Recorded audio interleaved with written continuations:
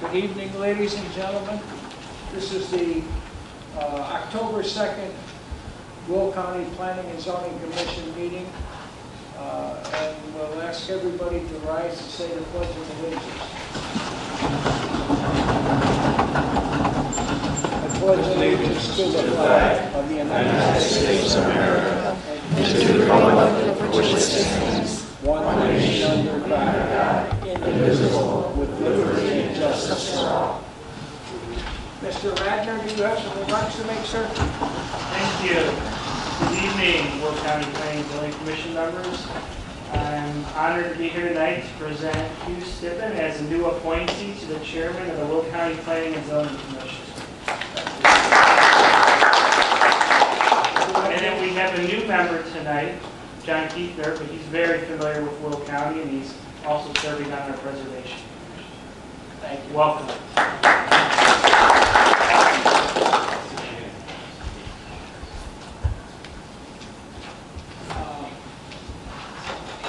Madam Secretary, would you call the roll, please?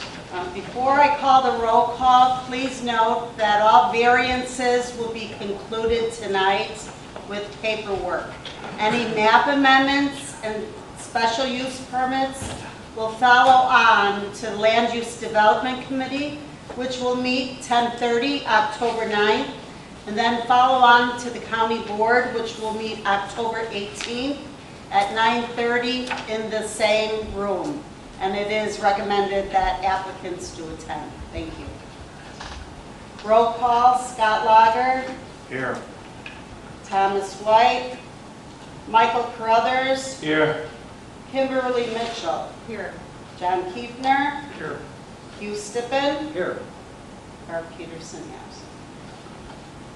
I would like to announce tonight that 2 of our members are absent tonight. It takes 4 yes votes to pass. So we have 5 members here. If you don't feel that you're comfortable presenting your case tonight with only 5 members instead of the full complement, you are welcome when your case is called to come up here and talk to the secretary, and you will have your chance to move your case to when we have a full complement.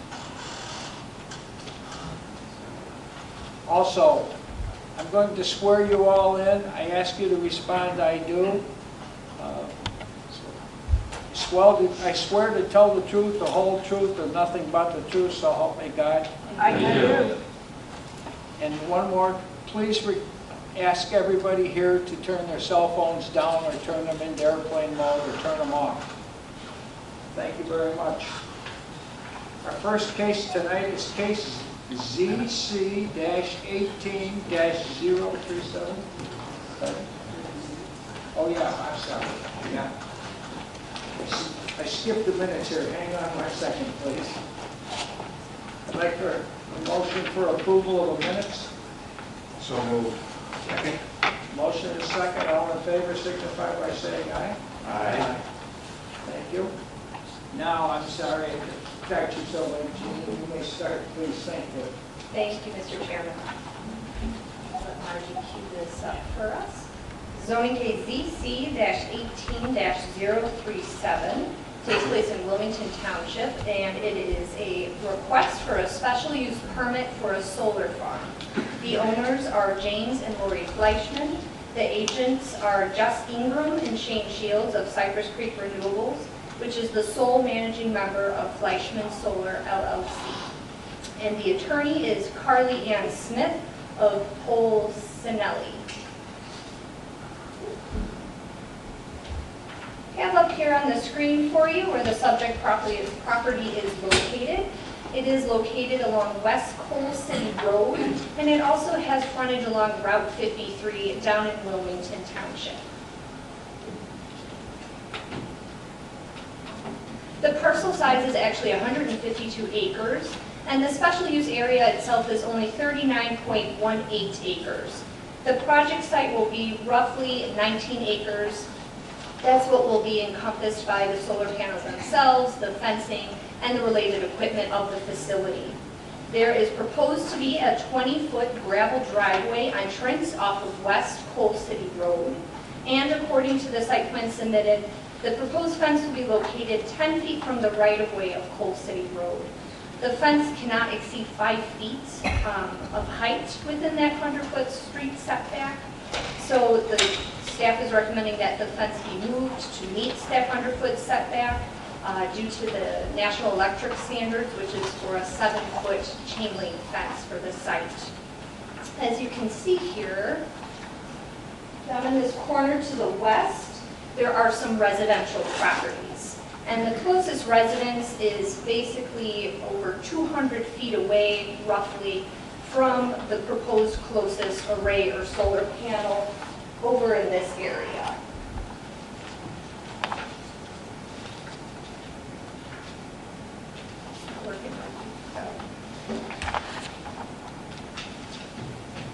Within the parcel, as you can see, here we have some wet areas. There are wetlands. The site plan identifies 3 additional wetlands located on or near the subject parcel, but none of the solar components themselves would encroach into the wetlands.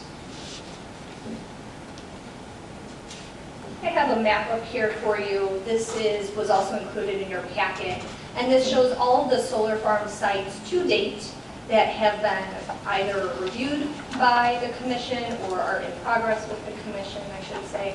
So currently we have our site here, the big red circle down in Wilmington, and we have these 2 sites with the black boxes around them.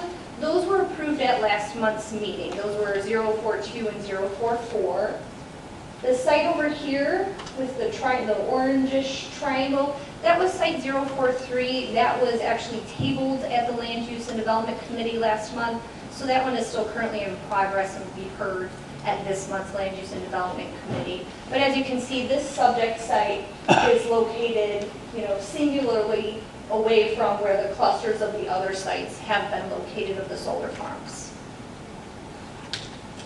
I have a zoning map here for you.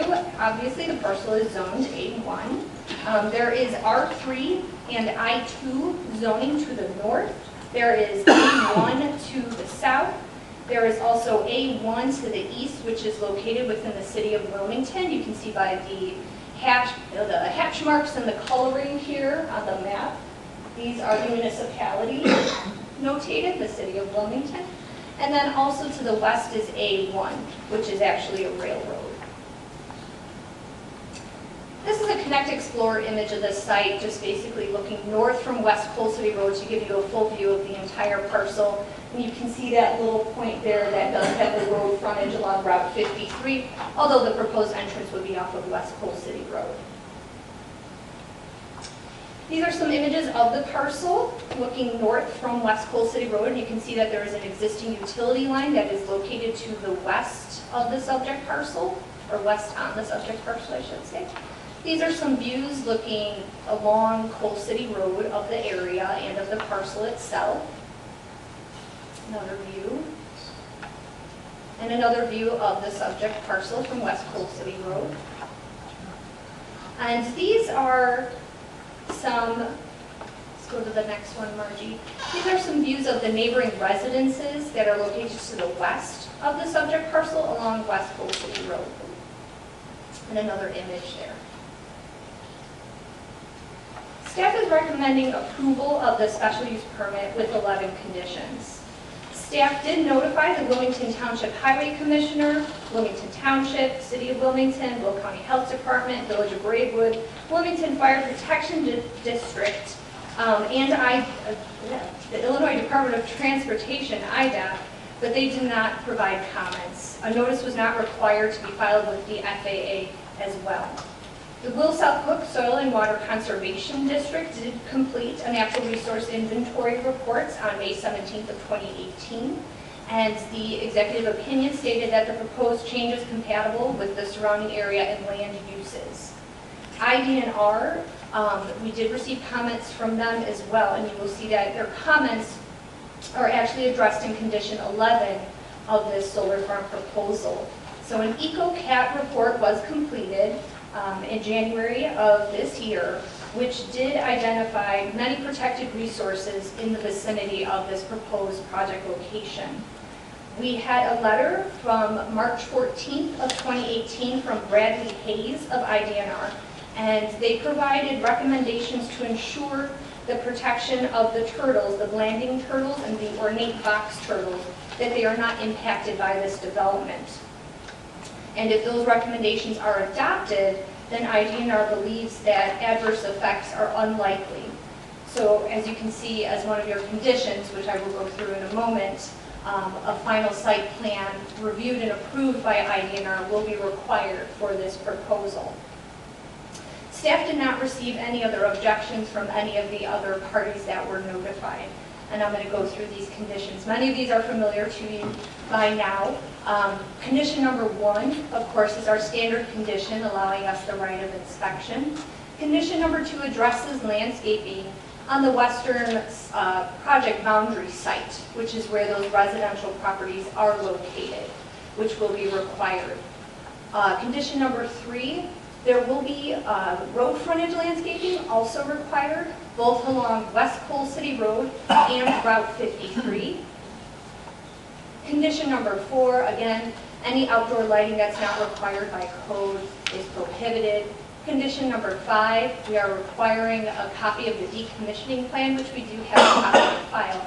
However, a copy must be submitted to the property owners within the boundaries of the special use area, and then a copy furnished to us. Condition number 6 also references the decommissioning. If this solar farm facility is not producing energy for a continuous period of 1 year or more, it must be decommissioned in accordance with that decommissioning plan that we have on file. Condition number 7 is regarding that agricultural impact mitigation agreement. Again, if the applicant is required to enter into the AMA with the state, we will receive a copy of that completed documents and that completed agreement.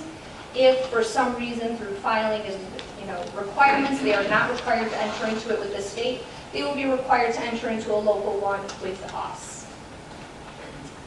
Condition number 8, we will require basically a pre-construction meeting with interested parties. As you can see, we have elected officials, Farm Bureau staff, and Will County staff, of course. Condition number 9, the developer is required to retain an agricultural specialist or consultant to serve as part of that development team. Condition number 10, approval by the Fire Protection District, Health Department, and the Wilmington Township Highway Commissioner is required. We did receive a pre-construction or a road use agreement between the Highway Commissioner and the developer for this, but of course their final approval will be required as part of the site development and the building permitting process. And then condition number 11, as I mentioned prior, we are requiring a approval of the final site plan by IDNR due to the presence of those turtles in the vicinity from the EcoCat report. And that concludes staff's analysis. Thank you. Does anyone have any questions of staff? Oh, I'm sorry. One quick thing, Mr. Chairman, sorry. I did pass out a memo to you on your desk. I did receive additional site plan and actually a memo itself from Cypress Creek Renewables regarding the utility poles on the site. Now, within our ordinance, we specify that on-site power lines and utility connections must be placed underground unless otherwise expressly approved as part of the special use permit. The applicant is requesting up to 4 above-ground utility poles. They are requesting this in lieu of housing that equipment inside of equipment, boxes on the property. They want them on these poles just for ease of servicing. I wanted to point out that both for ZC 18042 and ZC 18044, which were our solar farms from last month, the Land Use and Development Committee and then subsequently the Will County Board did adopt an additional condition after the case moved from the Planning and Zoning Commission that stated on-site power lines and utility infrastructure will be allowed above ground if required by the electrical utility provider. So the commission may wish to adopt this condition, As part of this solar farm case, it was adopted for those previous 2 cases, which were approved last month. Matt, do we have to make an amendment to this to add that condition? That's if you're wanting to add that as a condition. Say that again. Hang on. I don't know. Next. Is it on now? Is it, got it? No. I can talk loud enough. If you're wanting to add it as a condition, yes, I would recommend that you motion to modify and vote on that. Okay. Thank you. It makes it cleaner. Would I entertain a motion to modify this according to the staff's report? I'll make a motion to add the said condition to the 11 existing for zoning case ZC 18037. Second. Motion is second. All in favor signify by saying aye. Aye. Any opposed, same sign? Okay, thank you. With this addition now, does anybody have any questions of staff? No. Okay, thank you. Is the applicant here, or the applicant's agent? Okay, are there any concerned citizens or objectors here? Okay, thank you. We'll get to you shortly. Would the applicant and the agent come down, please?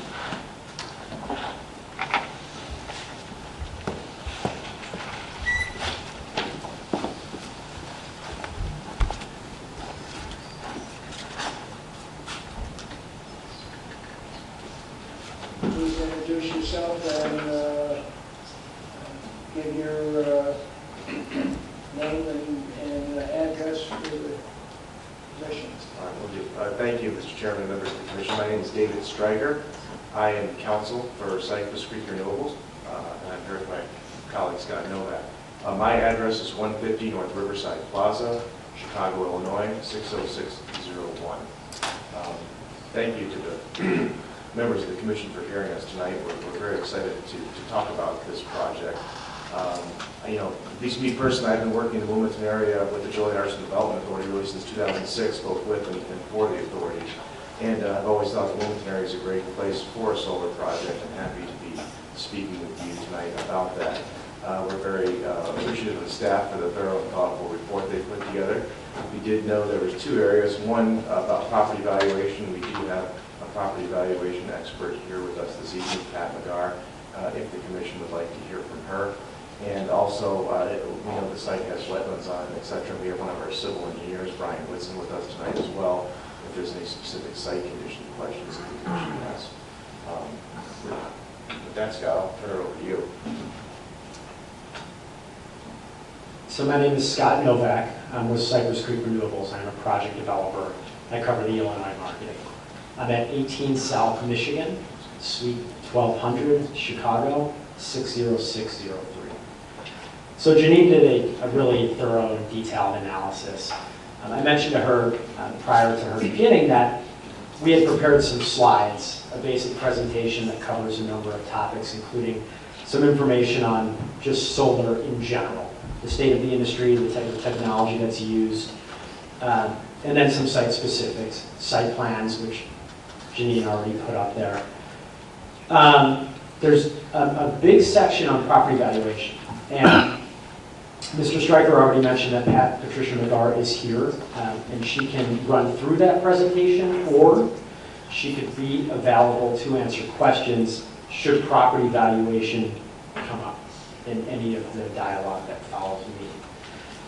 I'll leave it to you. I understand new switch in the chairman, congrats on that, and a new member on the board. So if there's interest in hearing some of the more kind of background info, I'm very happy to run through the presentation. Having said that, I tend to be a bit worried at times, and I know we have a long agenda, and I know the Cubs are playing a very important game. So I'll leave it to you. I'm looking for your direction as far as what you'd like from us as the Well, applicant. I think that for most people, property evaluation is important, so I would ask that you bring your expert down on property evaluation. And we have a number of concerned citizens or objectors, so I'm going to hear them one at a time. And I would ask that you two would sit down, and after they're all done, I will give you a chance to respond to their questions or needs. Sounds great. Thank you.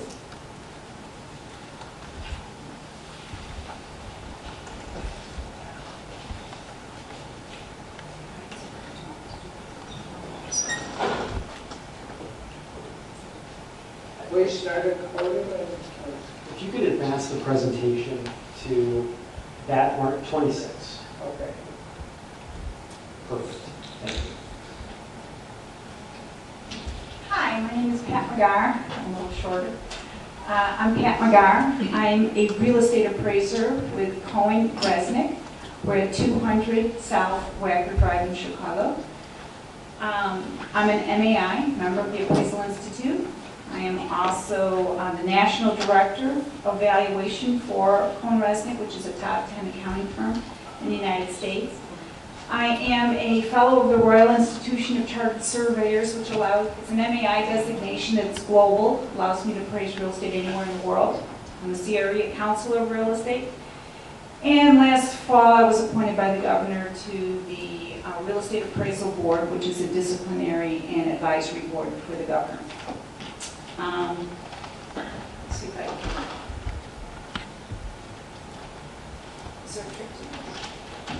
All right, that's me. One of my niche specialties is measuring impact on adjacent property. That's what we refer to as an impact study. I've studied all different types of conditions to see if they are detrimental condition, and in this case here, Cypress Creek approached me a little over a year ago to study properties adjacent to existing solar farms.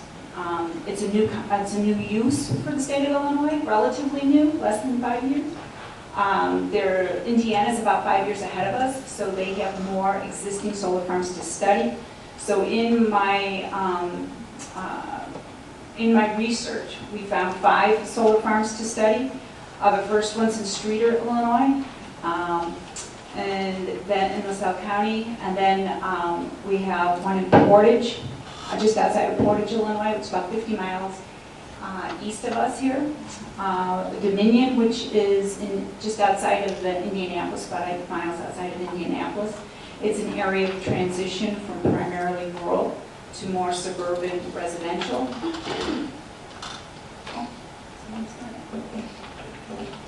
And She's controlling that for you. oh, thank you. I didn't know who's doing it. And then also we have the remaining 2, both in Indiana, Valparaiso, and then we have one in Frankton. The majority of our studies involve residential property values. They seem to be most sensitive to outside influences, and it's typically the one we get the most concern about for this specific use. If you can. The methodology used comes from the Appraisal Institute. They have a special book, Real Estate Damages, and it teaches appraisers how to appropriately measure these types of influences. Effectively, you have a target or test area, which is land that's adjacent to the use you're studying, in this case solar farms. So we looked at existing solar farms, and then we looked at all the property that was physically contiguous to that solar farm, and then looked for sales. We did, in this analysis, and I think it was here last time, typically we do study sales that have occurred since the solar farm was built, and that is our test sales. And then we also look at a control group of sales that are as similar as possible, but removed from the influence of being adjacent to a solar farm.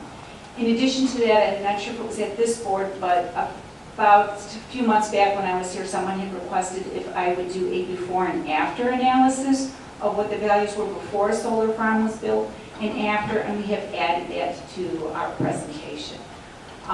Effectively, if there is a legitimate detrimental condition, you're going to see immeasurable and consistent differences between those two study areas, between the test and the control.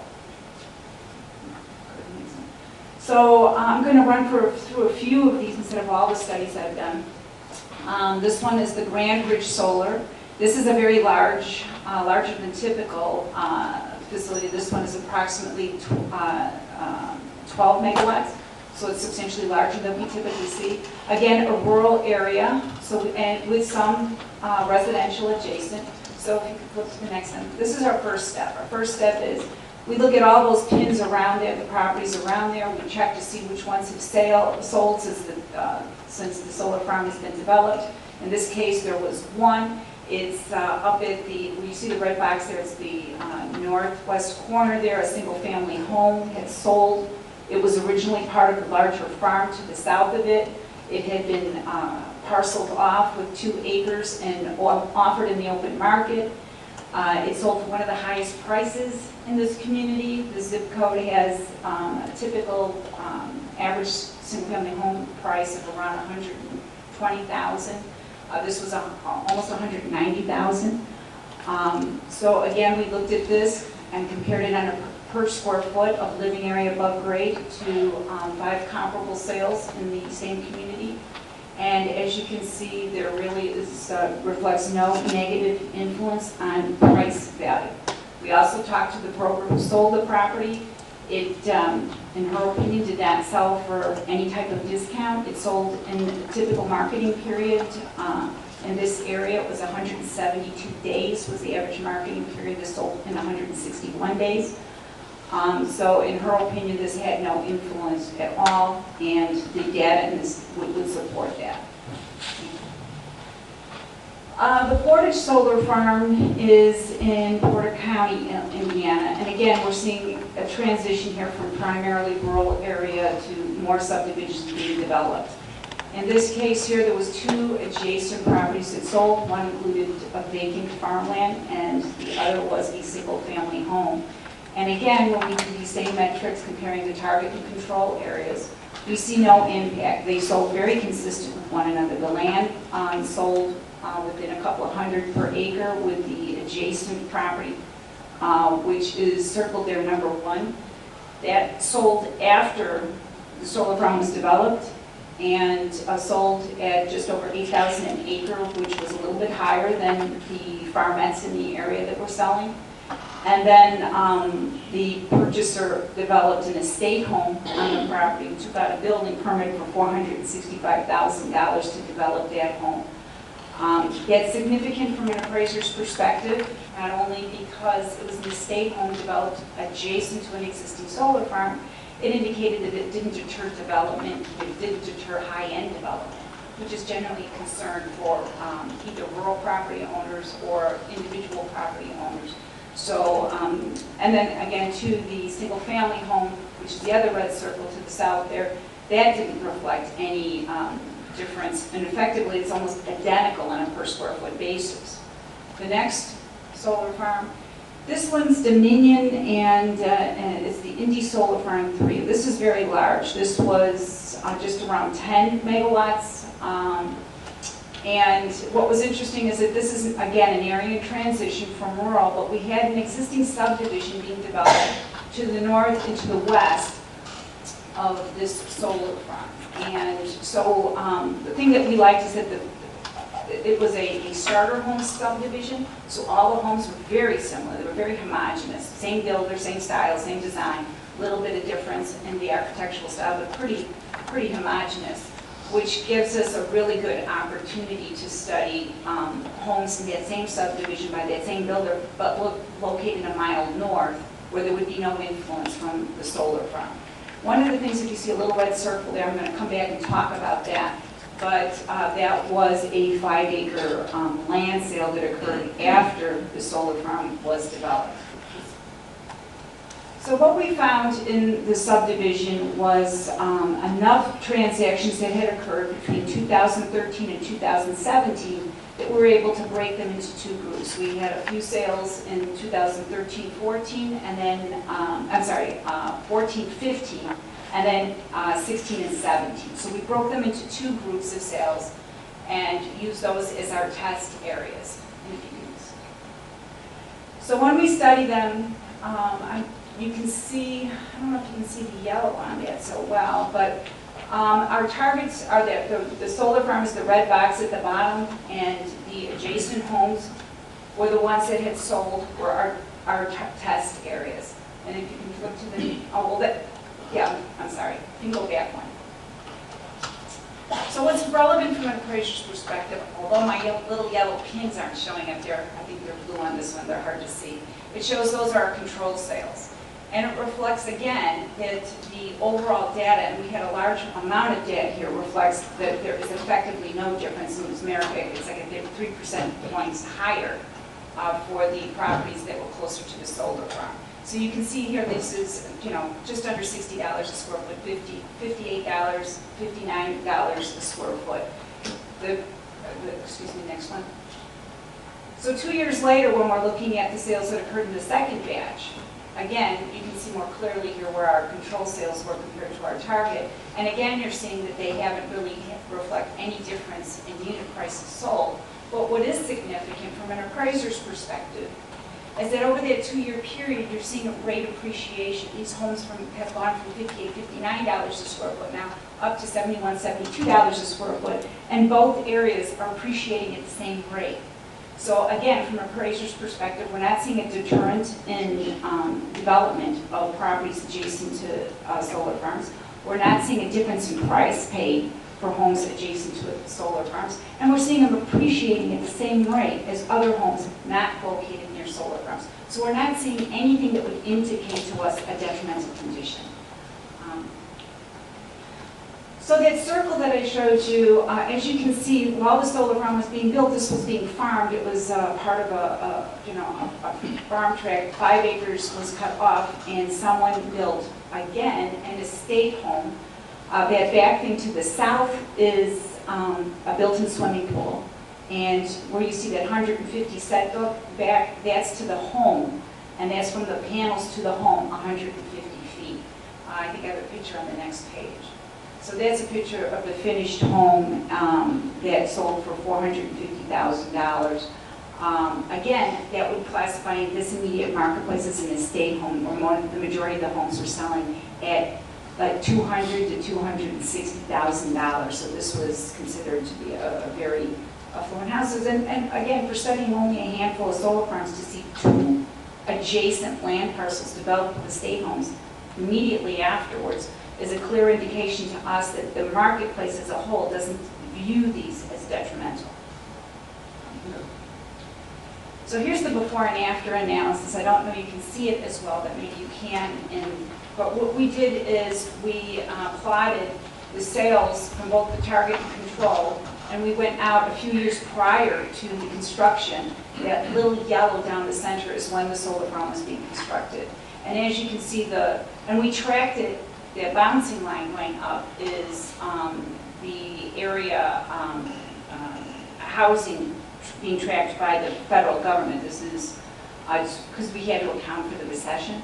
So as you see that slope, it's consistent in both the target and control and the overall marketplaces itself. So it doesn't reflect any type of response or property values skewing from what the general community in the marketplace overall is doing.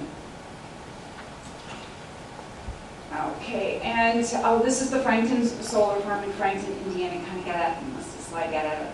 This is just a smaller facility, and it included older homes, but it also included some manufactured housing, and some of these facilities, that's one of the uses that are adjacent, so we wanted to address that. And again, as you can see, we're not seeing any impact in our control compared to our test sales for either homes built on site, which would have been 7, and number 2, which was the manufactured home. And the Valparaiso one's in here too. All right, so we have all of them in here. And Valparaiso, again, that shows a smaller solar farm, but we looked at 2 properties that sold adjacent to a single family. And again, one was 3% higher, one was 3% lower. I would have expected to see more of that type of range, but in this case here, this is the only one that sold for below where the target area or the control area was. And it's not anything, after talking to the broker, was related to the solar farm. But again, we put all our data in there so that you have the full picture. Let's get to this one. So this is a summary of our findings, and we don't see any consistent negative impact that could be measured on adjacent property values. But to take it a step further, if you skip to the next, we called the township assessors in all of 10 townships in Illinois and Indiana that had existing solar farms in there. They've got no skin in the game. They're the first to see a trend. And we asked each and every one of them, had they seen any type of negative influence, a trend? And each one said no. They saw no influence, no negative, and they also said that no property owners have come to them asking to have their assessment reduced because of it. In the transactions with it involved brokers, we interviewed both those brokers, and again, neither saw any impact with regards to marketing period or market resistance to these properties. And I think that's it. I just added some additional slides, and you can look through those pretty quick. This is the largest one I'm in the process of studying now. It's in Minnesota, and it's 1,000 acres. The reason that I'm including this one is because at one of the hearings that I testified to, someone had commented that they had read that there were some homes that were located inside the solar farm that had been impacted by the development of the solar farm. And if you flip. So as you can see, I can tell you because I interviewed these people, and I interviewed the brokers that sold them, and I interviewed the developer to ask about this. This is when they were assembling the entire site. There were 4 homes in the center of this solar farm that did not want to be assembled. So the developer had all 4 homes appraised and individually negotiated with each property owner and acquired their properties at above what the market value was so that they could assemble the site and build it. And as soon as it was built, a year later, they listed all 4 properties with a local real estate agent who sold all 4 properties at above the appraised values that had been on them in less than 45 days. And one of the people that bought the house was the original homeowner who came back and bought his house. So, and these are surrounded on 4 sides. So I've never seen any situation where there's solar farms on all 4 sides of you. But someone had brought this up. I researched it, and I'm just sharing that information with you. And then the last one, you can skip. This one's in Colorado. I just did last month. And you can go back one. And this is, the reason I'm including this is that these were all $600,000 to $700,000 houses. And it backed up to a facility that had no landscaping, facility that had just the chain link fencing. And because it was in a part of Colorado on the western side, it was kind of barren. So it's more of a desert, and it's a little bit of a basin. So in the pictures that you can see, they're clearly visible. And 3 houses sold after the solar farms were built, all over $600,000. And when I talked with the builder, it had no impact. So, any questions? Thank you. I believe that most people, that their home is their biggest investment in their life. Absolutely. They want to make sure that it's protected. Does anybody in the board have any questions? Thank you very much. You're welcome. Would you take a seat there also, just in case we have Yes. some questions need to be answered? Looked like there was a number of you up there. I'll give you all a few minutes to speak so that we don't end up spending until 10 o'clock here tonight. But I will give you adequate time to say your piece. And if you would come up one at a time, or if you want to have someone speak for the group, that's all right too. Whatever you prefer to do.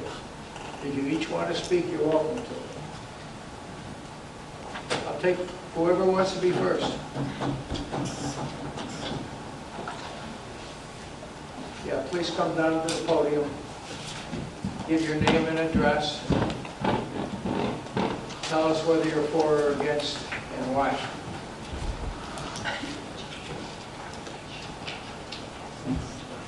Hello, my name is Mike Adams. I live at 23238 West Coal City Road, Wilmington, Illinois. I'm kind of against it because, for one, there's a big flooding issue on on their property, and the landowner has already said it's not his problem. So I would say if they're going to do something, they need to have a retention pond or something to take all this extra water that they got coming in. Because as it is, we flood out, myself, my neighbor, my other neighbor. Property value, are they going to come and assess our property now, and then afterwards when we get ready to sell, if it's not worth the same, are they going to pay us the difference? There's a few other issues, and I'd like to say that I'm against it.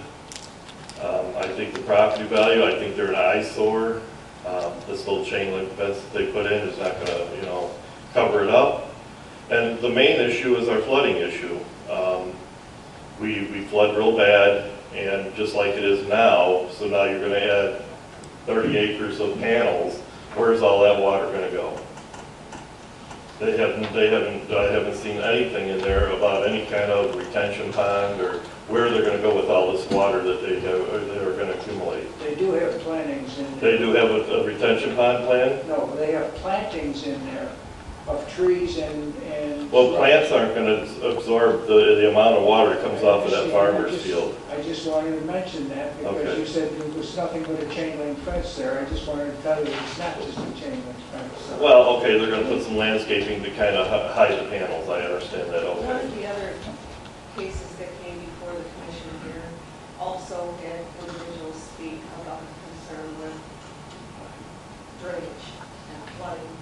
And the response was that by taking out the current fields and planting the native grasses, they improve the soil to better absorb the rain than what's there to begin with. Well, but the fields, the farmer's field drains back towards our houses to start with. But they're saying that because it's planted, because there are native plants there, that's going to absorb the rainwater better than the farm field does. Well, I don't believe, well, if you've seen the The water. engineer said that. Okay, well, if you've seen the water that comes on our property, you might have a different outlook on that, but Well, I'm just saying. I know what they're saying is maybe plants will absorb some of it, but there's a lot of water that comes in, and that's another big issue that, we don't need any more water. It already washes out our road, washes out my driveway. Every year I gotta buy a new stone to put in there. And they could take the water the other way towards 53 if they really wanted to.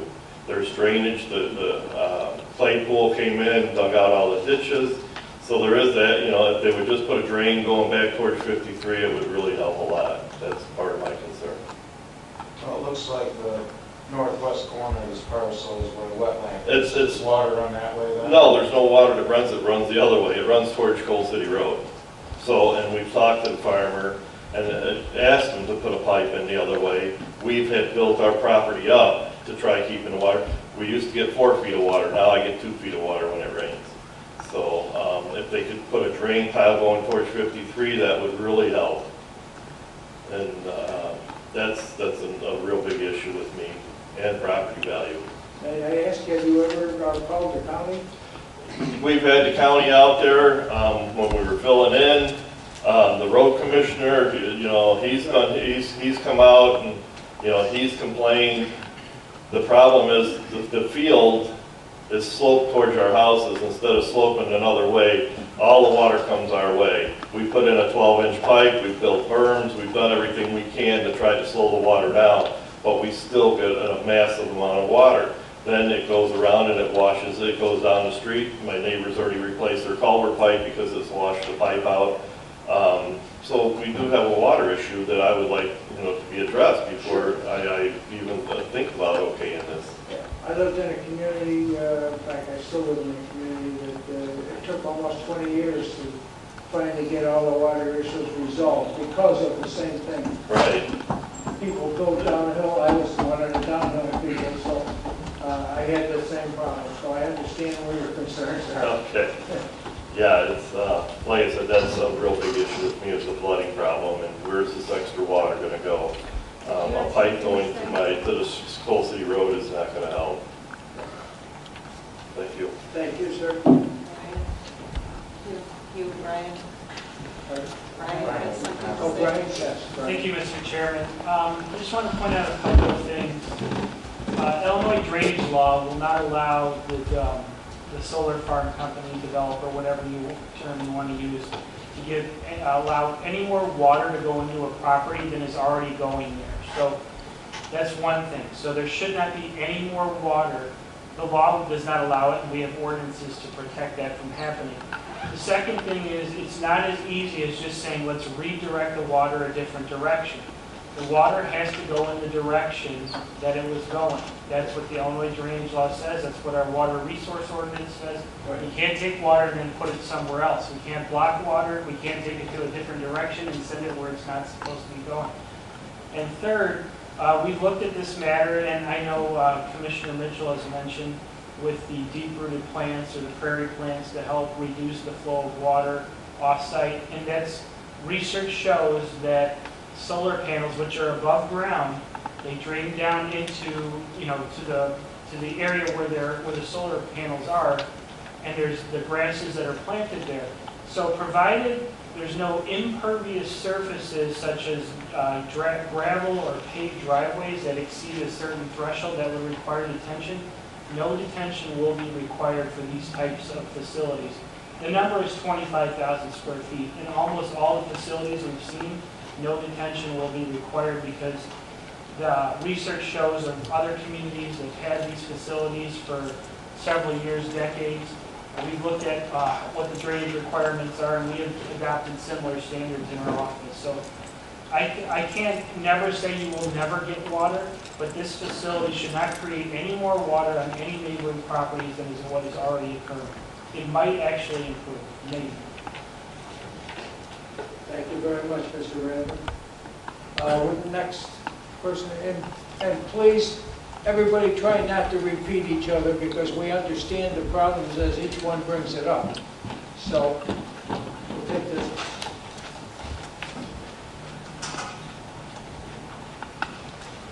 Mr. Chairman Yes. and members of the commission, thank you for entertaining my questions. Please give your name and... Gina Ward, Jinaward. I live at 32801 West River Road in Wilmington. Thank you, Ms. Ward. My family farm is the Plessy family farm that is directly south and east of Mr. Fleischman's farm and has been a lot longer than I've been alive, and I reside on that farm. So my questions are, I don't know yet if I'm for or against. I have some questions though. We all have deep wells in our area for miles around me. Will there be any drilling in the area or any byproduct or waste? I know very little bit about solar panels, but I understand that they do contain a certain amount of lead and cadmium, I think I'm pronouncing it correctly. What if there's a natural disaster? What would stop, we've had many tornadoes in our area in the last few years. What would stop that from leaking into our deep wells in that area? She addressed my question with property values. What about our property taxes? What will happen to those? I wasn't quite clear in your presentation. And also the flight pattern of the birds in our area. We have many geese and ducks, and that is a natural wetland, as we pointed out numerous times. What effects will that have? My main concern is our wells, for sure, and the byproducts in our area. It won't have any effect on the bird flights, and the deer and everything will walk right around. If they can get over the fence, they'll get over the fence coming out too. I've seen them do it. Okay. But as far as your taxes, as her presentation stated, their property values won't decrease or have not shown any tendency to decrease yet any place that they put up the solar farm, so your taxes wouldn't change. Okay. The other question I'll leave for the experts. Okay. And please wait till they'll answer when everybody's done. Okay. They're writing down the questions, so. All right. Thank you very much. Thank you very much.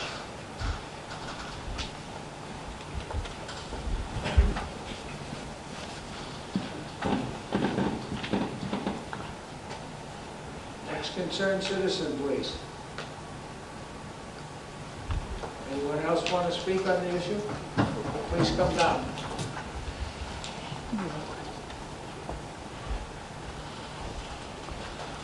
I tell everybody, now's your chance. Don't feel cautious or anything. If you have a question, bring it up, because that's what we're here for, to listen to your questions and try to find answers. Yes, my name is Jim Fleischman. My family is the owner of the farmland in question. The only thing I can really address is my one neighbor's question about the drainage and stuff. And he's right, it is a wet farm. It's not that we don't want to drain it. When Claypool Drainage tried to come in, they didn't have the required permits and stuff, and by the time it was done, we had, I think Will County was involved, National Resource Conservation Service.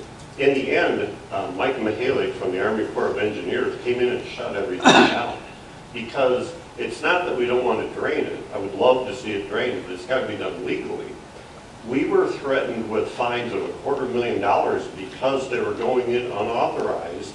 They were digging at night, coming in, trying to use an old, they're trying to claim there was a ditch from the coal mine days and trying to dig all the way to Kankakee River and dump all that water there. The farm tips, in order to get the water to go, we own the pieces, we own all the way to Kankakee River. My family owns all the adjoining land too. In order to go underneath West River Road to Kankakee River, you have to bore the road 12 feet deep. It's not legal for me to take and just dump water into the Kankakee River without having all the required permits and everything. I would love to see it drained, but I can't legally do it. The problem with taking the water to 53, where they started digging the ditch in, is that on the other side of 53, there's a culvert that goes under the railroad that is high, that keeps water back too and stuff. I mean, there's a lot of issues and stuff, and a lot of the farm was very well tiled, as was the Plessis and stuff too. Over the years, sand tends to fill it all back up. I knew when they were coming in and trying to do this, dig the big ditches in and try to solve the problem, I knew it wasn't, they didn't have it, weren't doing it right, because when we fix a tile, we have to uncover it, inform like National NRCS and FSA offices and say, there's an existing tile here, take pictures of it, show them, get permission and stuff. We're not just allowed to go willy-nilly and drain everything, even though we own the outlet to the river.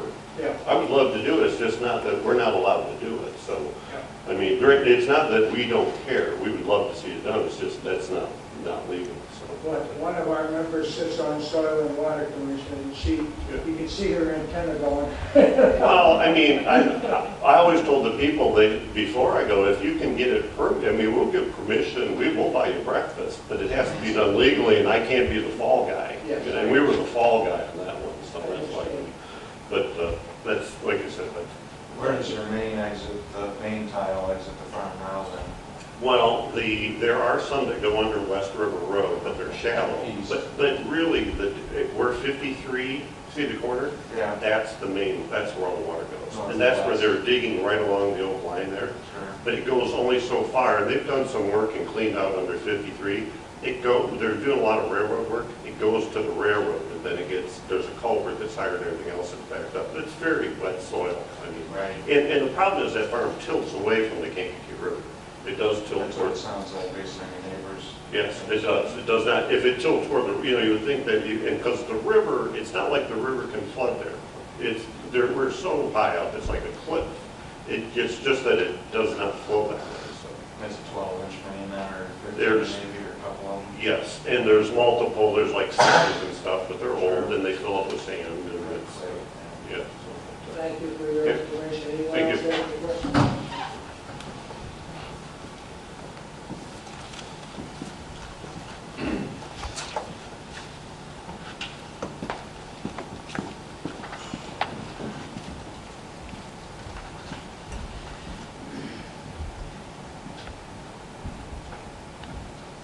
I'm Lori Fleischman, my husband is Jim Fleischman.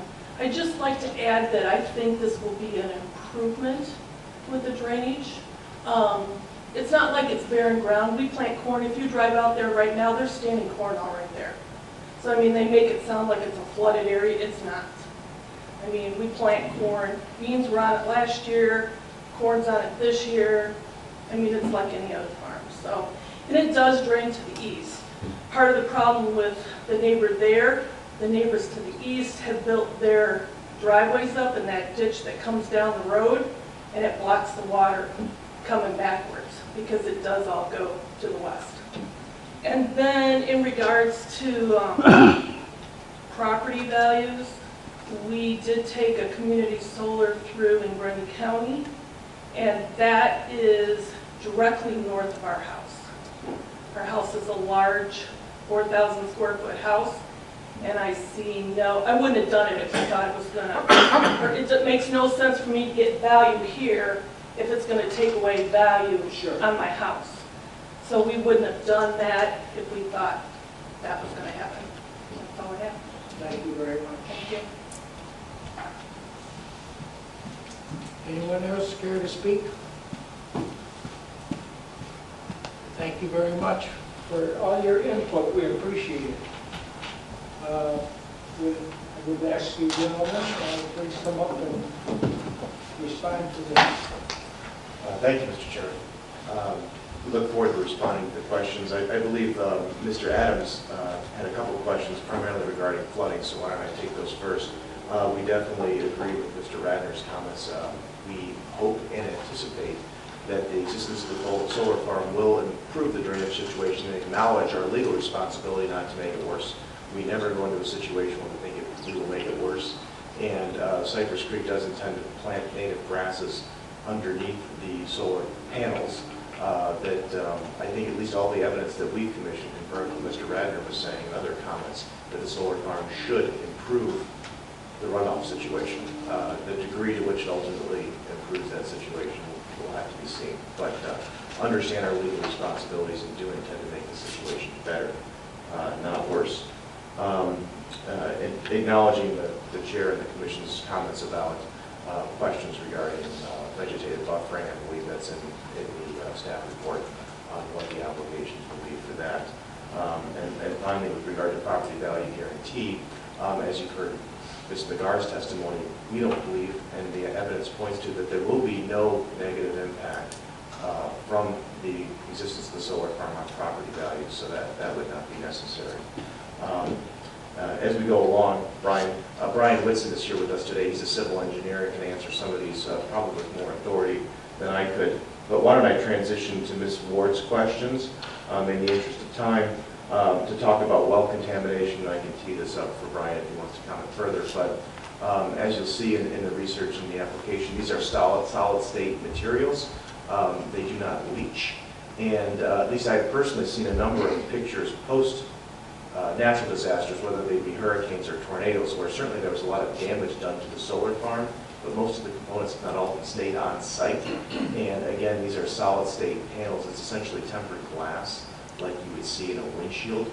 They will spider web, but they do not shatter and fly apart, and they are solid state and do not leach. And there's a lot of scientific studies with that regard. So we do not anticipate any well contamination. Of course, if we did anticipate any well contamination, we wouldn't be building this project. That's, again, another legal responsibility that we would have to make sure we're not contaminating the environment. With regard to property tax, acknowledge the chair's comments that won't change. I would also note, and I believe it's in the staff report, that there is an Illinois law now on a property tax equalizer, so we can say with great specificity what property tax the solar farm would be liable for after it's constructed, and it would be a significant incremental amount above what's currently paid on the ag rates. And hopefully, and we anticipate a lot of that benefit will be going to the whole school system, which will be great. Lastly, with regard to bird migrations, we don't believe they're leading back there. Just to acknowledge the chair's comments. I believe those were all the questions that were posed. And again, if there's any site condition questions with regard to either what's in the staff report or the memorandum that you were provided that shows the location of the interconnected utility memo, we're happy to get into that. And in closing, I would just ask that Ms. Nagar's presentation. The only other question I have, you see all the 11 conditions and you're perfectly willing to... Correct. And I believe, Mr. Chairman, was there 11 original and then the 12th with the one that was added today? Correct. Mr. Novak and I had a chance to confer, and we would be willing to, we would be happy to build this project with those conditions. That would be our goal. I hope that has in somewhat allayed some of your fears. I know that until you see it built, you can't determine for sure whether or not you're getting less water. These gentlemen believe there will be less water. The county engineers will be out there to make sure that everything is done correctly. So if there is any increase in water, I would suggest that you immediately call the county engineering department or the land use department and let them know. Anything else? Are we ready to take a vote on it then? Thank you to staff. Thank you very much.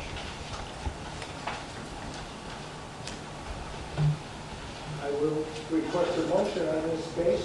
Mr. Chairman, I would like to make a motion on zoning case 18-037 for approval of a special use permit for a major public utility, a solar farm, with staff's 11 plus the one additional condition. Second. All conditions in the, yes. Did you second it, Mike? Yes. We have a motion and a second. All in favor, signify by saying aye. Aye. Any opposed, same sign? Okay, it is passed.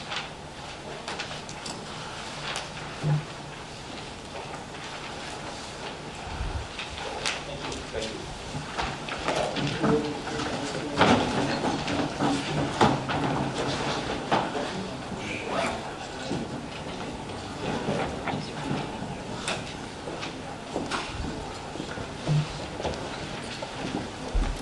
Our next case will be ZC-18-040. And it was prepared by Jessica Galvin. The name is done. Presented for us. Thank you. Thank you, Mr. Chairman. Margie, get queued up here.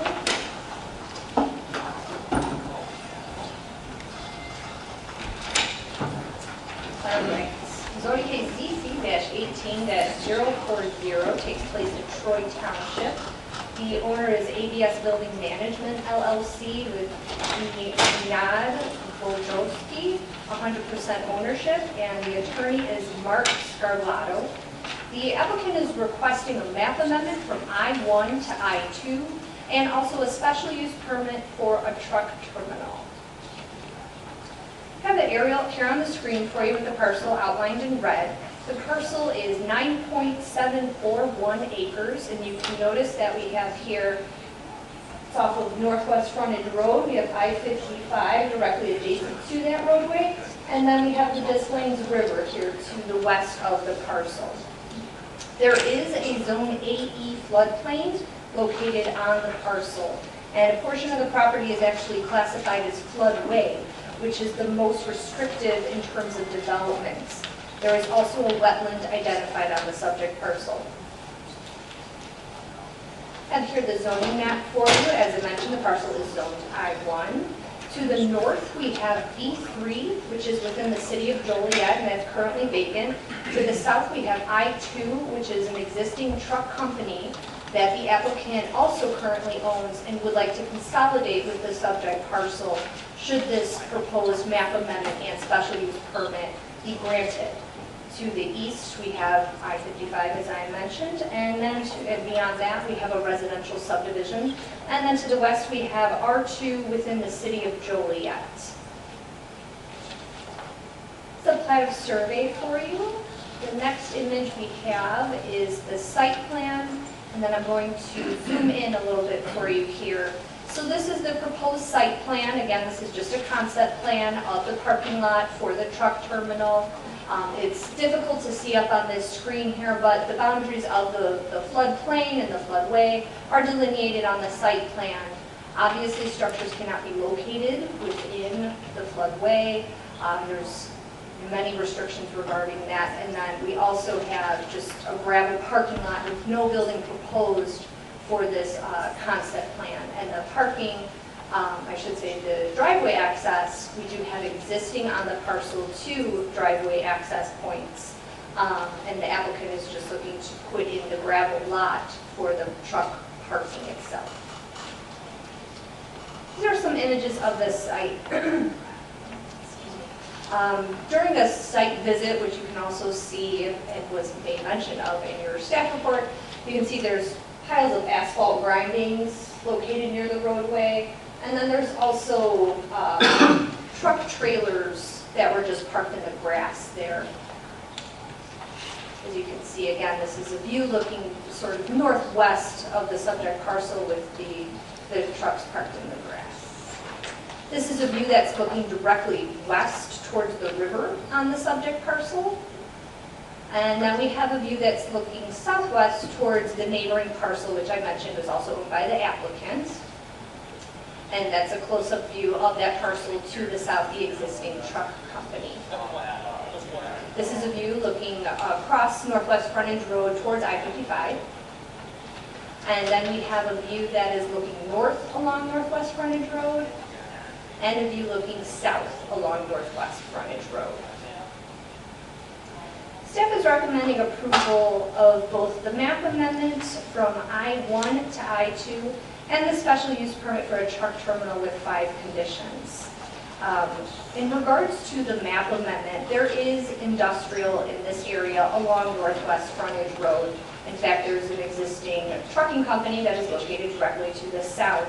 That was zoning case 6056-MSV2, which occurred in 2012, and it approved. It was basically a mirror of this zoning case before you tonight. So it was a map amendment from I-1 to I-2 and a special use for the truck company. So as I mentioned, the applicant, should this be approved, will consolidate with his neighboring business to the south. As I mentioned, within this area, it is industrial uses that are existing, and this parcel has been zoned I-1 since prior to 1978 as well. In regards to the special use permit for the truck terminal, staff does not believe that this would adversely affect the area. There are trucking companies and businesses up and down Northwest Frontage Road along this stretch of industrial properties and also within the city of Joliet as well.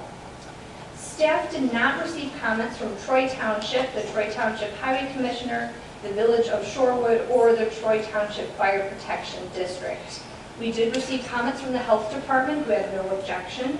We received comments from the Will South Soil and Water Conservation District, and they said that the stated change is compatible with the surrounding area and land uses. The EcoCat report from IDNR did identify protected resources.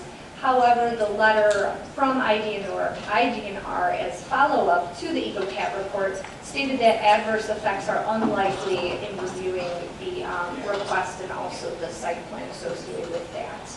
I do want to bring your attention to the memo that was passed out. After the staff report was completed, we did receive comments from the city of Joliet. As you can see from the aerials and the zoning map I showed you, they are a neighbor there. We received an email from Mike Schwartz, who is the planning director with the City of Joliet's Planning Division, and they stated that the Planning Division had no objection to the proposed map amendment or special use permit. And I skipped down a little bit here from their comments. The Planning Division recommends that appropriate buffer yard landscaping be provided along the parking lot facing the frontage road. Additionally, any parking lot lighting should include full cutoff downright style fixtures.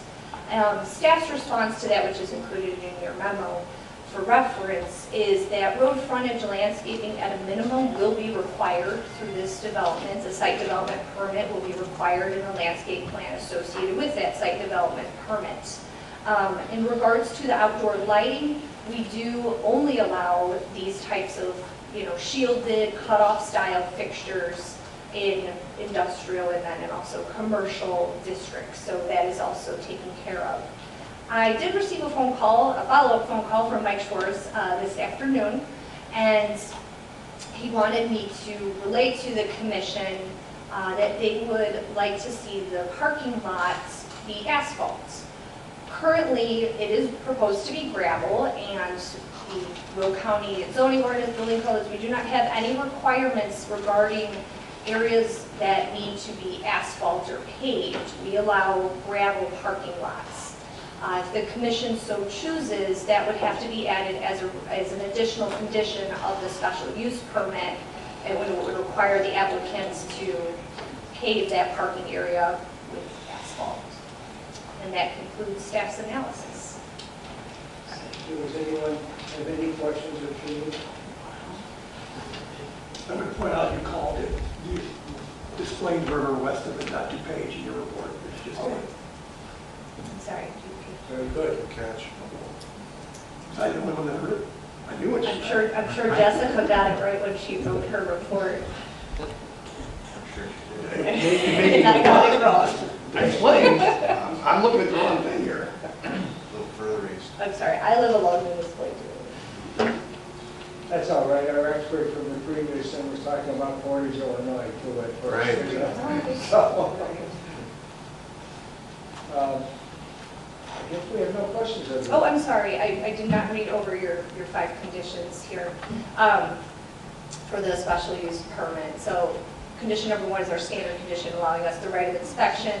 Number 2 just reiterates that no development is permitted in the floodway, and site development, which includes parking area and new buildings, if proposed, need to have a site development permits. We are also requiring under condition number 3, the abandoned farm equipment, scrap material, and waste debris be removed from the property prior to commencing the use of it as a truck terminal. And condition 4 is a condition that is placed on by our Resource Recovery and Energy Division regarding vehicle fluids and washout of trailers and vehicles on the site. And condition number 5 is that the special use is not transferable to subsequent property owners. Thank you. Now that concludes that. Okay. Is the applicant here or the applicant's agent? We are here.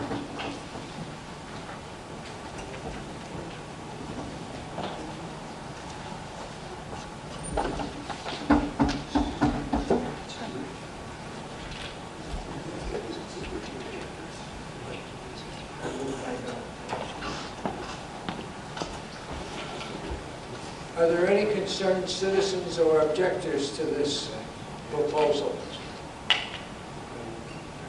Thank you.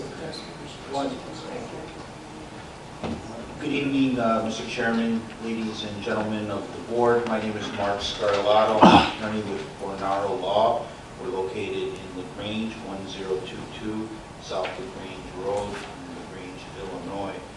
I have with me today a representative of ABS and our civil engineer to answer any questions.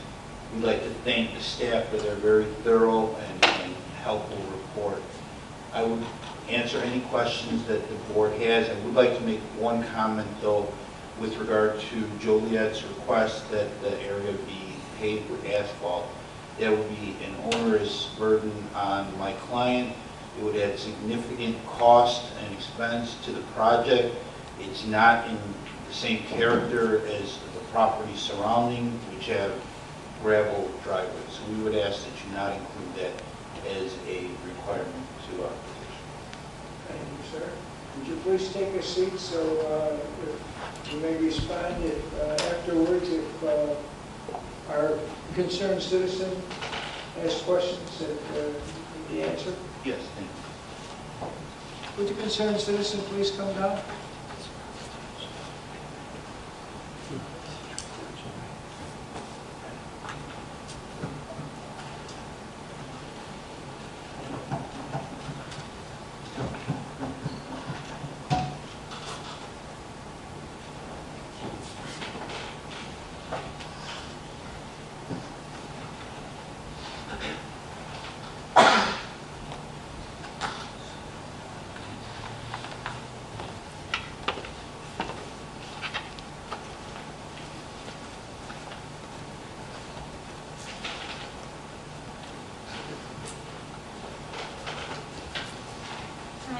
I live on the other side of the river. Please pull the mic down a little towards your face. Thank you. I live in a residential area on the other side of the river. Give your name and address, please. Patricia Hillman, 1516 Parkside Drive, Plainfield. So my concerns are with the trucking company and whether it's gonna leave the floodplain the way it is and not, take the trees down and go all the way back to the river. Floodplain can't be disturbed. So they have to, they can't, because the other trucking companies over there have already filled in land without having permits. There's one company that they've already went after and they had to change it, that I know of. But there's another and a big trucking company, Transportation Services down there, they took everything out all the way up to the river. It's possible, floodplain's different, but county engineering, you won't allow any kind of. So they're not gonna tear down all the trees and it's gonna be an ice wall there? That'd be a question for the representative. Just wait a second, please. Have you any other questions, Pam?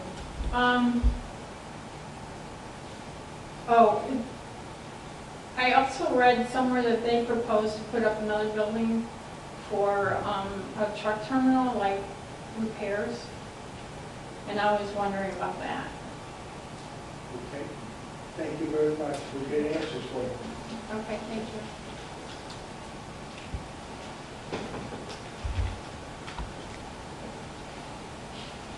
you.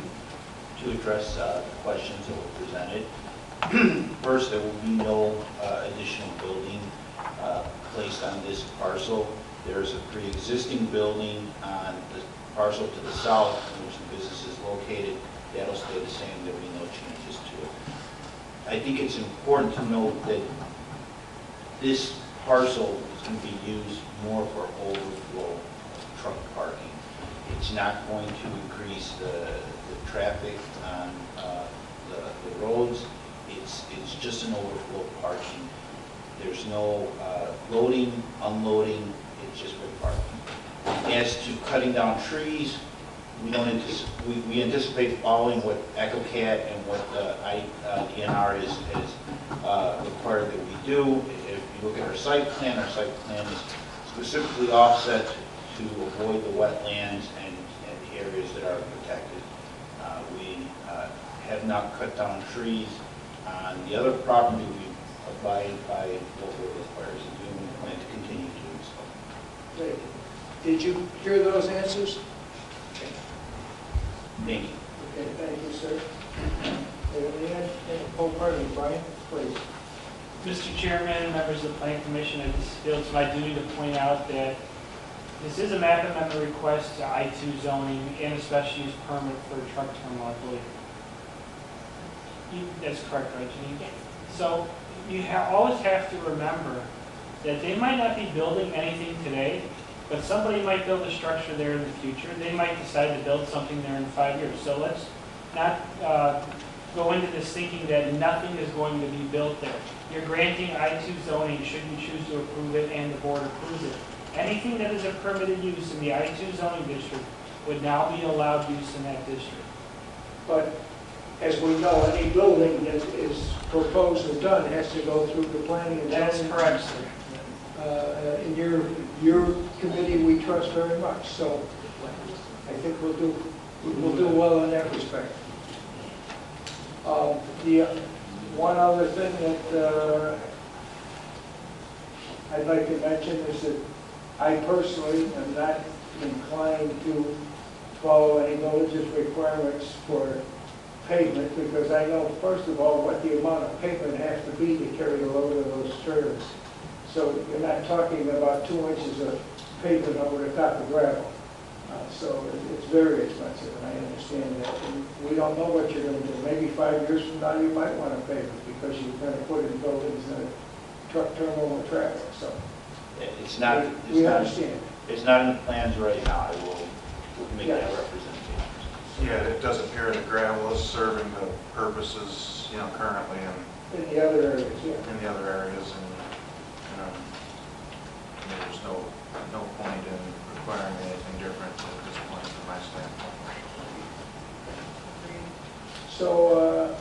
entertain a motion.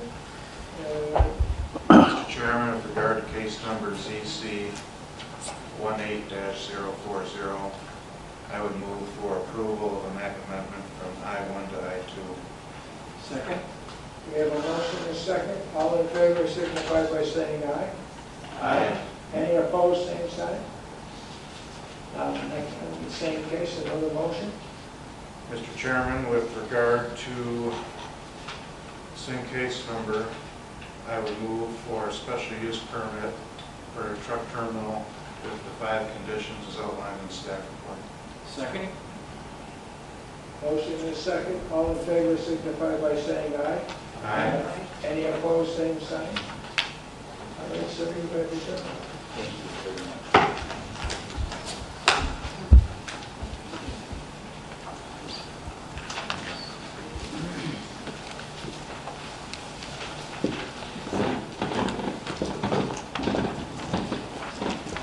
Our next case is ZC-18-05 by Marguerite Kenny. Welcome tonight. Your first turn at the podium.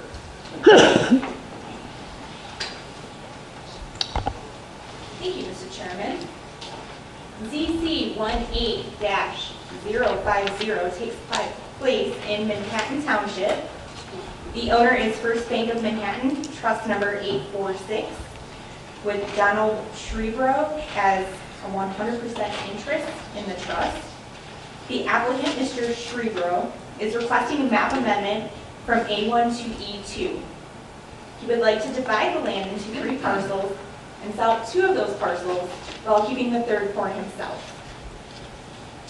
The subject property is located east of St. Kankakee Street and south of West Moni Manhattan Road.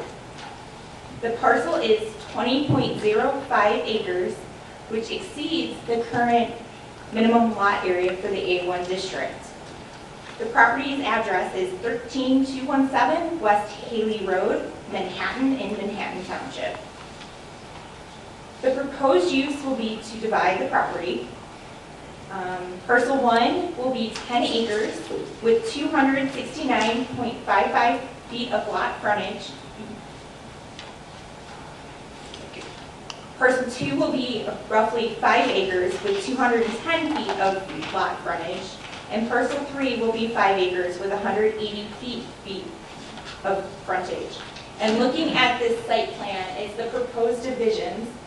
Parcel 1 with the 10 acres, parcel 2 with the 5 acres and 200 feet of lot frontage, and parcel 3 with the 5 acres.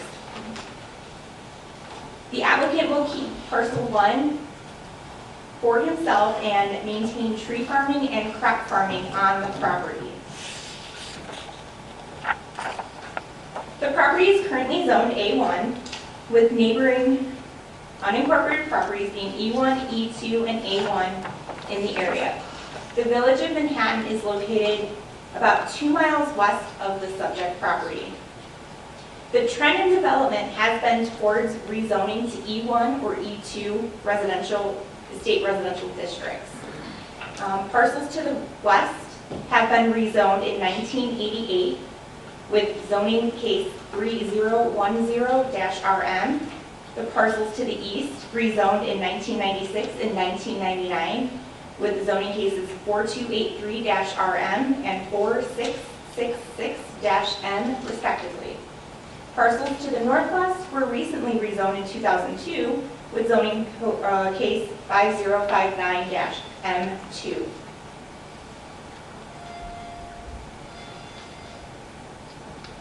This is an image from Connect Explore identified with the proposed lot divisions upon the approval of the map amendment.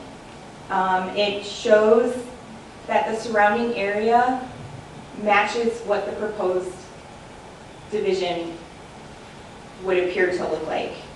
The county's land resource management plan identifies this region as rural areas, and large estate residential fits within that characteristic.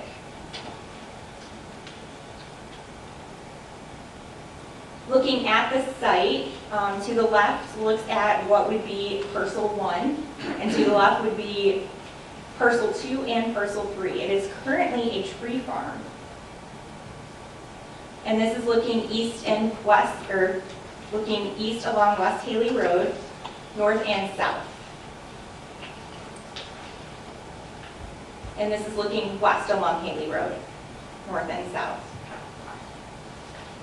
And this is looking northwest across Haley Road.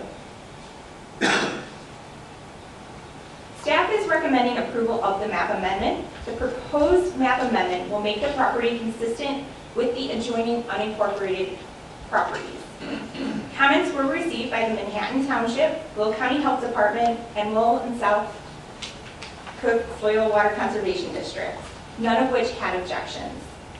The Land Evaluation and Site Assessment, or LISA, scored this parcel as 234, classifying it as essential farmland. It is staff's professional opinion that estate residential uses are compatible in this category. And that concludes staff's analysis. Thank you. Has anybody any questions of staff?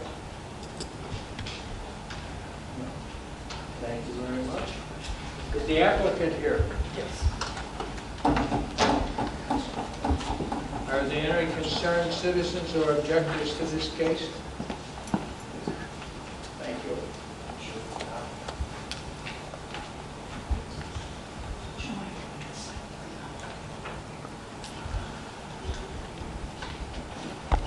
Hi, thank you for having me here. My name is Don Cerebro. I'm the person who's developing this property, and I also live right next door to it. I'm adjacent to this property, so one of the reasons that I wanted to get it is I didn't want to see a subdivision go in there because I enjoy my peace and tranquility, and that also explains a little bit of the odd division there because my home is just, well, it's back, you know, close to where that triangle is out there.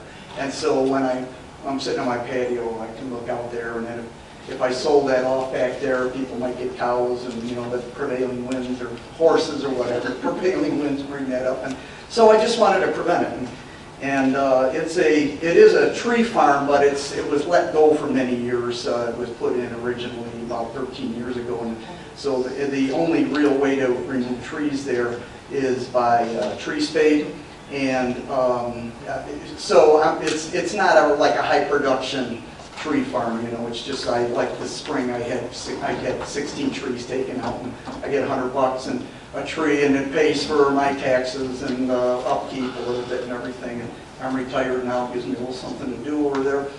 And but my main reason really was to just stop big development, like a subdivision, like across the street. They have Redstone over there, and they put like 12 homes in there, and I didn't want to see that happening to me. So I bought it and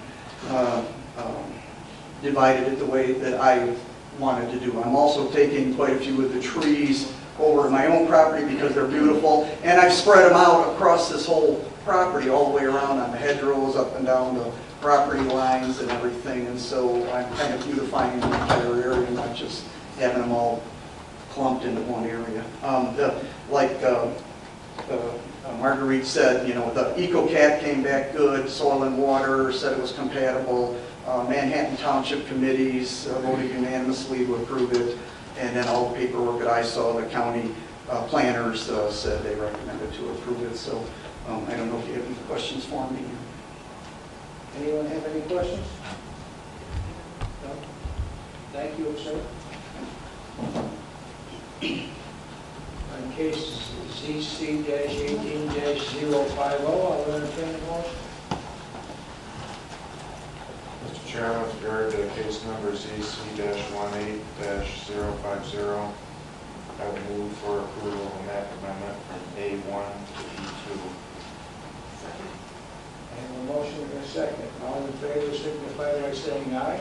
Aye. Any opposed, same sign? Okay. Pass, sir.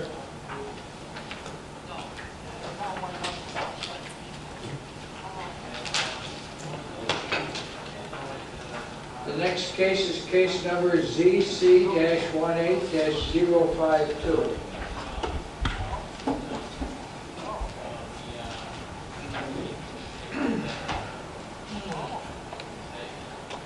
Thank you, Mr. Chairman. ZC 18-052 takes place in Green Garden Township. The owner, the Branch Sports Club LLC, where Dale Coleman is 100% interest in the company, who is represented tonight by Ms. Lorian Schoenstead from Rathbun, Cervenyak, and Kozel LLC. The applicant, the Ranch Sports Club, is requesting a special use permit for a private recreational club. The club will provide a training facility to local youth basketball and baseball teams for indoor practices. The anticipated maximum number of people using the facility at any one time is roughly 30 people. This use requires a special use permit in the A1 zoning district. And as permitted with special uses, the applicant has indicated that the special use be permitted or be applied to the entire parcel, as well as transferable to future landowners. The subject parcel is located on Steger Road, just west of Harlem Avenue. The address is 7703 West Steger Road in Frankfort. The subject parcel is 10.043 acres and has a gravel driveway entrance from West Steger Road that leads to a 9,800 square foot pole building and a trailer. But the trailer is planned on being demolished sometime in the near future. The eastern half of the property remains farmed, and there is a wetland and floodplain located at the southern end of the property, where the wooded trees are. The zoning map shows that A1 agricultural and E2 residential are located to the north. Village of Frankfort R2 single-family residential is located to the north as well. And to the south, east, and west, we have A1 vacant agricultural, as well as agricultural within the city limits of the village of Frankfort. Here's the site concept plan. The pole barn was constructed as an agriculture exempt building with permit number 1100283 in 2011. The Ranch Sports Club purchased this property back in September of 2017. At the time of the purchase, the pole building was already converted to an indoor sports facility, complete with 3 basketball courts, 2 batting cages, a spectator viewing area, and a workout area. Will County has no record of any permits for the change of use within this pole barn. The existing pole barn is connected to well and septic. The well is located to the west, and the septic field is located to the south of the building. The pole building also contains the plumbing required for a bathroom to be constructed sometime in the future, and the septic system, according to the health department, was developed to handle up to 32 people per day. The applicant is also planning on bringing this agriculture building up to commercial code so that he can establish his use as a sports facility. Building permits from the Will County Land Use Department and a site development permit will be required for any improvements in the future. Here's some site photos looking at the property. On the left is a photo of that 9,800 square foot pole building, the gravel driveway, which provides access to West Steger Road. And the eastern, or the right side, shows that the farm fields of the eastern half of the property. And this is looking east along and west along Steger Road. The village of Frankfort is just east of this residence. There's a residence there. And as well as to the west of the subject parcel, just further down. Here's looking at the parking lot and the access from Gowder Road. And here's looking inside the facility. You can notice in the distance on the left-hand side, there are batting cages in the back here. And from this side, you have the spectator viewing area as well as the future proposed bathroom facilities.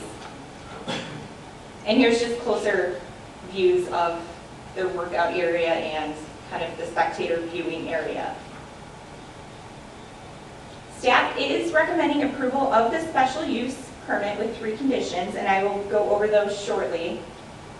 Staff did receive comments from several agencies, the IDNR, the Will South Cook Soil Water Conservation District, and the Will County Health Department, all of which had no objections.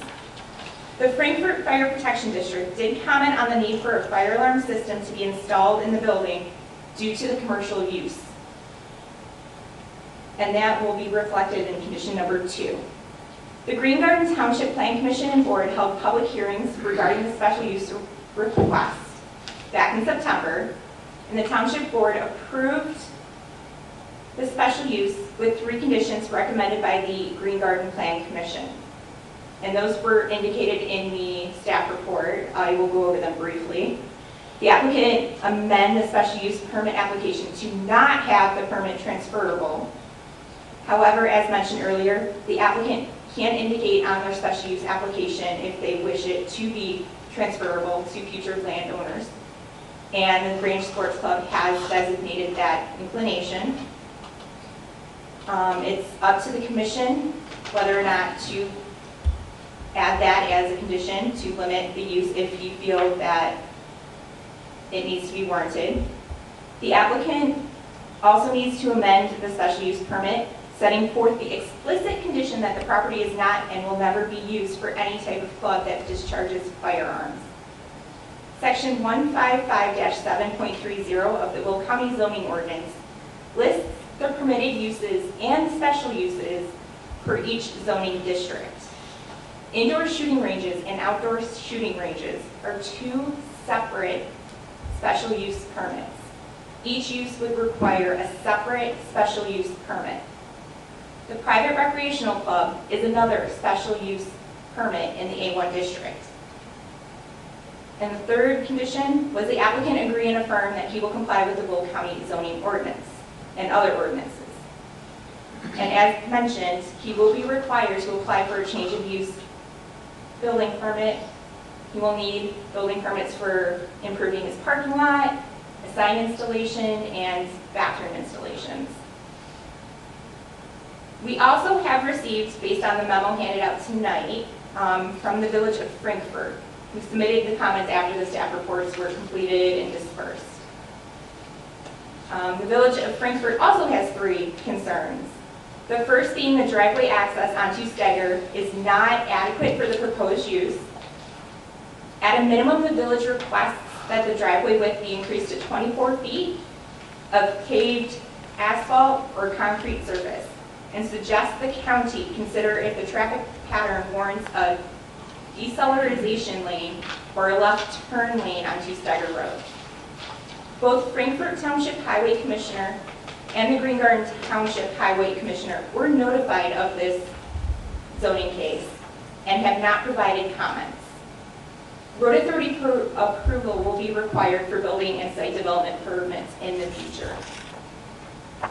The second concern would be the conversion of the existing pole barn into a sports club, being a change of occupancy classification. Pursuant to the Frankfort Fire Protection District's comment on a fire alarm system will be required, but also it will have to meet current commercial building codes that have been adopted by the county. And the third is the village request that the special use permit be conditioned to prohibit outdoor expansion to the use or any other outdoor recreational uses not already permitted by the county code. And as mentioned previously, staff cannot modify an applicant's application.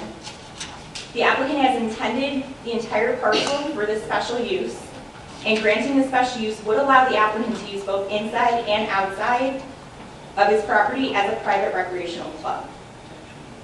The Branch Sports Club, once established, would provide practice facilities for youth baseball and basketball teams to practice. And Section 155-7.30 lists the permitted uses within the A1 classification.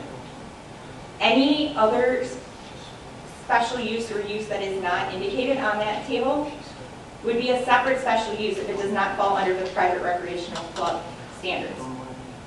And if the commission feels that there's a need to restrict the special use to the pole barn, you can add that as a condition. Going back to the conditions that we recommend with the approval of this private recreational club, the first one is just the standard right to inspect the property. The second is the fire alarm system shall be installed. And the third is within 6 months of county board approval, the applicant shall be required to submit a building permit application. And for any improvements made to the property in the future, a site development plan will be approved. And that concludes staff's analysis. I have a couple of questions. Do you know whether they intend to use a open gender washroom, or are they going to build washrooms for both men and women? Or? That I don't know off the top of my head. I do know it is wired for bathrooms. I would think if it is, it would be a family-oriented one stall, but. Okay. Next question. What is the county's thought on expanding the driveway to 12 feet in pavement? I mean, the 20 feet pavement. You have no requirements for something? We don't have requirements. Most parking is gravel. Yes. It's really up to the road authority to at least with access to Steiger Road, but in terms of well, the white driveway, yeah. they'd have to have a road, Water Road, which is probably the Frankfurt Road, depends on if it's on the Frankfurt side, Steiger. Right. We'd have to have them give up a bigger culvert and everything. Right. So I just was curious as to if you knew anything about it. Okay, no. No. Go ahead. Questions then? Was Will County Health Department involved with the installation of septic? Was it permissible? Yes. Okay, so it's been inspected? Yes. And so I understand this, the special use permit for the outdoor recreation or the facility would not include firearms indoors or outdoors? That's a separate special use. permit. Yeah, but it doesn't necessarily exclude archery or something outdoors unless we would take into account Frankfurt's proposal to not use outdoors, and that would stop them from having a baseball field. Correct. So, and more in one way or the other. So there's nothing in this special use that grants any items on the property? Correct. So That's there's no two need for separate recognition. special use, yeah. Thank you very much. Anybody else have any other questions? Would the applicant like to come down?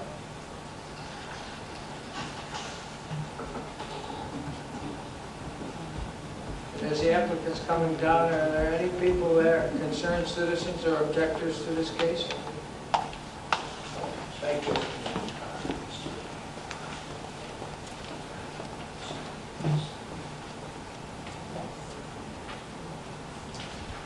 Good evening, my name is Lorianne Shainstead. I'm Mr. Coleman's attorney at Rothman, Servneck & Kozel, 3260 Executive Drive in Joliet. Good evening, I'm Dale Coleman, 12009 Cash London Lane in New Lenox. We're really excited about this opportunity for the community and for the youth clubs in the area and the youth teams. We want to thank especially Ms. Kenny and the rest of the staff for their work on this, but we are happy to answer any questions if you have.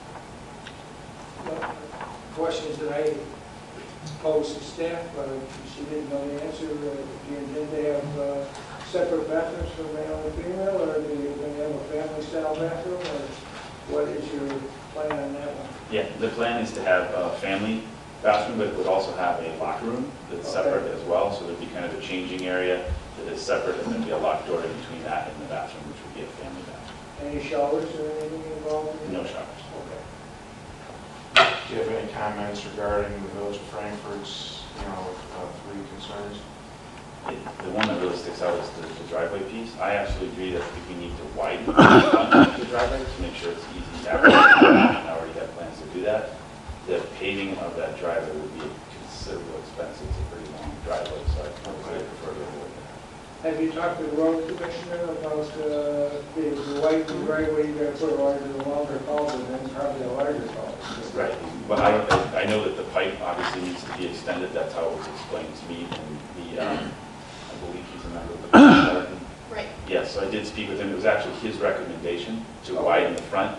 He happened to be there one day, and he was coming out as I was coming in, so it kind of set up the conversation pretty easily. Good, good. And do you intend in the future, or have you thought in the future to have a baseball diamond or something outside? I would love to put a baseball diamond on the outside because, I mean, I live in Frankfurt, or my kids play in the Frankfurt sports system. There's a shortage of fields. Yes. We would love at least to have the flexibility in the near future to put a baseball field in. And there's plenty of space for it with the acreage that we have. Thank you. I was one of the, you can tell I'm an old man, right? I was one of the founders of the Frankfurt Square baseball system, and I put in fields, so I know what you're talking about. Okay, anyone else have any other questions? Then I'll entertain a motion. Thank you, Paul. Mr. Chairman, I'll make a motion for zoning case ZC-18-052-052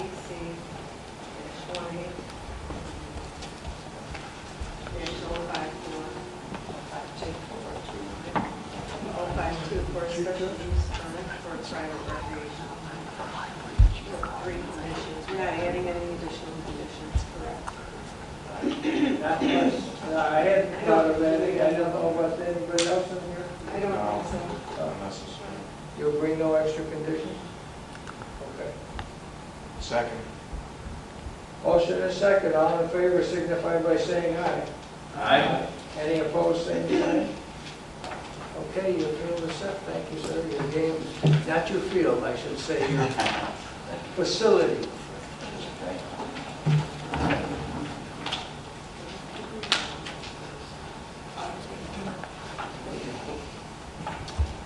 Much less bright on the cluster.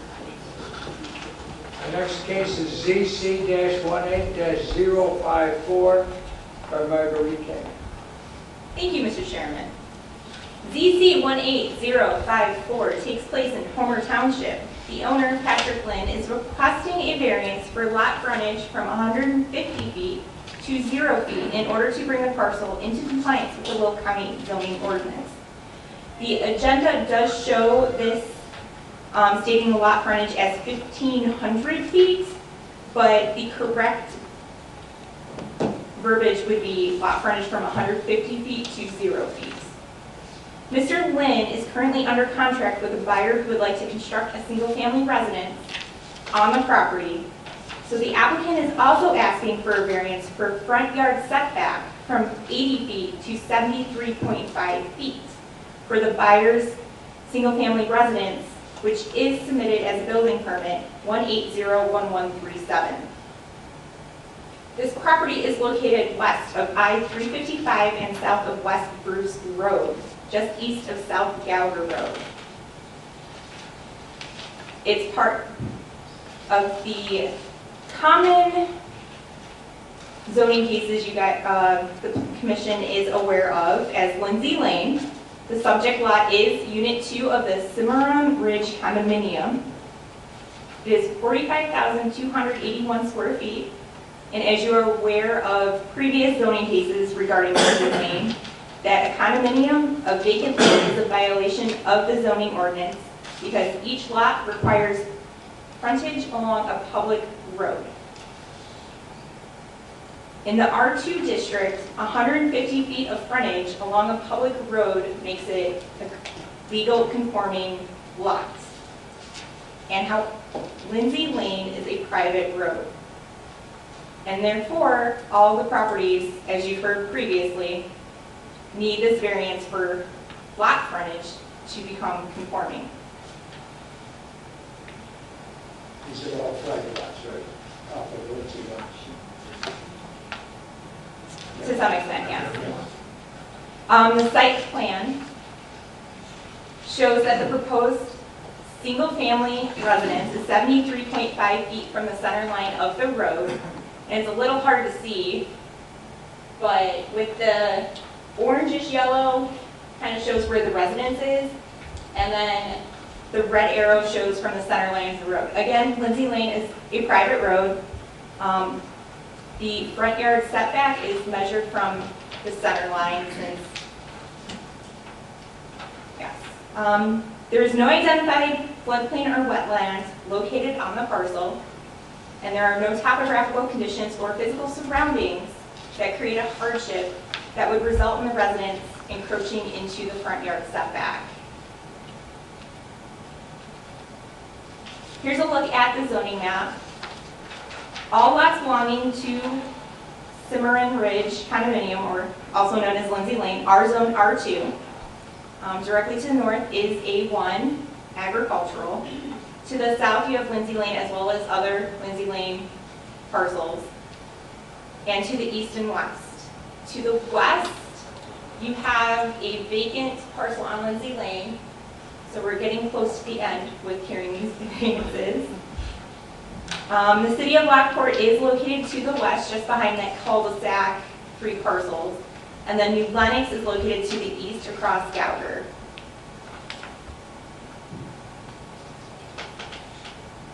While each lot does not technically meet the lot frontage requirement of the R2 zoning district, they do not differ in character from a conventional subdivision. And thus, approval of the variance will not alter the essential character of the locality. Having said that, measuring the front yard setbacks using aerial imaging, the established single-family residence already built within Lindsay Lane appear to encroach into the 80-foot front yard setback, and it is staff's professional opinion that it will be difficult to notice the encroachment if the variance for front yard setback is approved. Here are some images looking at Lindsay Lane from across Gouger Road. Here's looking at the subject site, lot or unit 2 of Cimarron Ridge. Here's looking at the residence to the east of the subject parcel. And here's looking down Lindsay Lane towards Gouger. Looking north along Gouger. Looking south. And here's looking at the lot that is adjacent to the west. This was actually heard as zoning case ZC 17067. Staff is recommending approval of the variance request for lot frontage. The applicant is not responsible for the condominium of land that created the subject lot. And in all other respects, the condominium is similar to a subdivision and has been divided in this way for 25 years. Staff is recommending denial of the variance for the front yard setback, and it's staff's professional opinion that there are no unique circumstances or hardships present on this subject parcel. The hardship is created by the proposed site plan being built 73.5 feet away from the center line of Lindsay Lane. Staff received comments from the Will County Health Department, Lockport Township Fire Protection District, all of which had no objection. And the NRI report 5098 states that the activity taking place on the property will have little to no effect. And this concludes staff's analysis. So you're saying 6.5 feet to make a difference for the variance for the front yard setback? Yes. But you also said other things. Do appear to encroach. So there's a possibility they're just trying to. It could be. I mean, if I am building a house, I'm not going to put my 10 feet behind the street, so.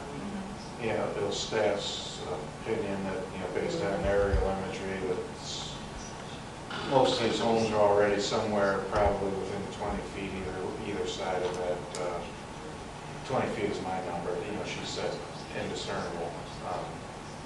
But odds are there's some shorter than 80 feet. I'll ask the rookie stupid question then. So if we agree with your denial of the variance, we expect you to move the house 6.5 feet? Well, it hasn't been built. Oh, okay. So I thought the the permit structure was is there. waiting on the conditions of the variance. All right, I thought a structure was there. No, Okay. not yet. I guess it's not such a stupid question. It's a misunderstanding. The only stupid question is one you don't ask when you need to. I have a couple earlier, but I'm still, my feet aren't right. Is there any other Commissioners, questions? I'd like to clarify, it's 6.5 inches. 6.5 inches. It's not 6.5 feet. 6.5 inches. 6.5 inches. No, that's not. It's from 80 feet to 73.5 feet. That's feet. So, is it, are we? 79.5 would Is be- it 6.5 feet? Yeah. I'm sorry, okay. No, it's 6.5 inches. That's what I Yeah. thought, okay. No, it's 6.5 feet. Staff reports 80 The feet. staff report is correct, it's 6.5 feet, because you say 80 to 73.5. 80 to 79 would be 1 foot, 80 to 78 would be Okay, change. so is it 6? I'm sorry, Margie. Sorry, no, I didn't notice. The site plan? Okay. Conversation, I still have to listen to that. Applicant. No, I did misspeak. It is 6.5 feet. Okay. Is the setback. And there is another one in the neighborhood that is 72 feet or something, very close. It is close. Okay. All right, thank you very much. We're all done, Henry? No, we don't know. We have to, yeah. Two other items here. Yes. Mr. Chairman, Yes, sir. case number ZC-8. Wait, you can't. No, Got two no. more things to do. We haven't listened to the applicant yet. Okay. We haven't determined whether there's Any any concerned concerned citizens. You're a Cub fan, aren't you? Would the applicant I can please go come first. down? And are there any concerned citizens Yes. in this case? Okay, there is a concerned citizen.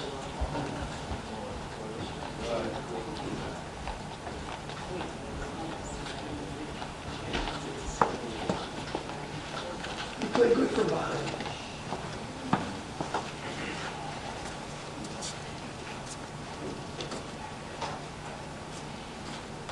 Please, one at a time, give your name. How are you? Okay, my name is Patrick Lynn. I'm the owner of that property, and I have a contract with this gentleman here to build a construction home on that piece of property. We're going to get the variance to see if we can move it to the 73.5 feet instead of the 80 feet setback. And the 150 feet, I think, is what was an issue with previous times. Well, as you know, they have staff has recommended denial. I just wondered what your reasoning was to not move the home a few feet that was necessary. Is there a reason? Well, I understand there were some other homes in the subdivision that have, so we just wanted to have the homes performing, the same setback.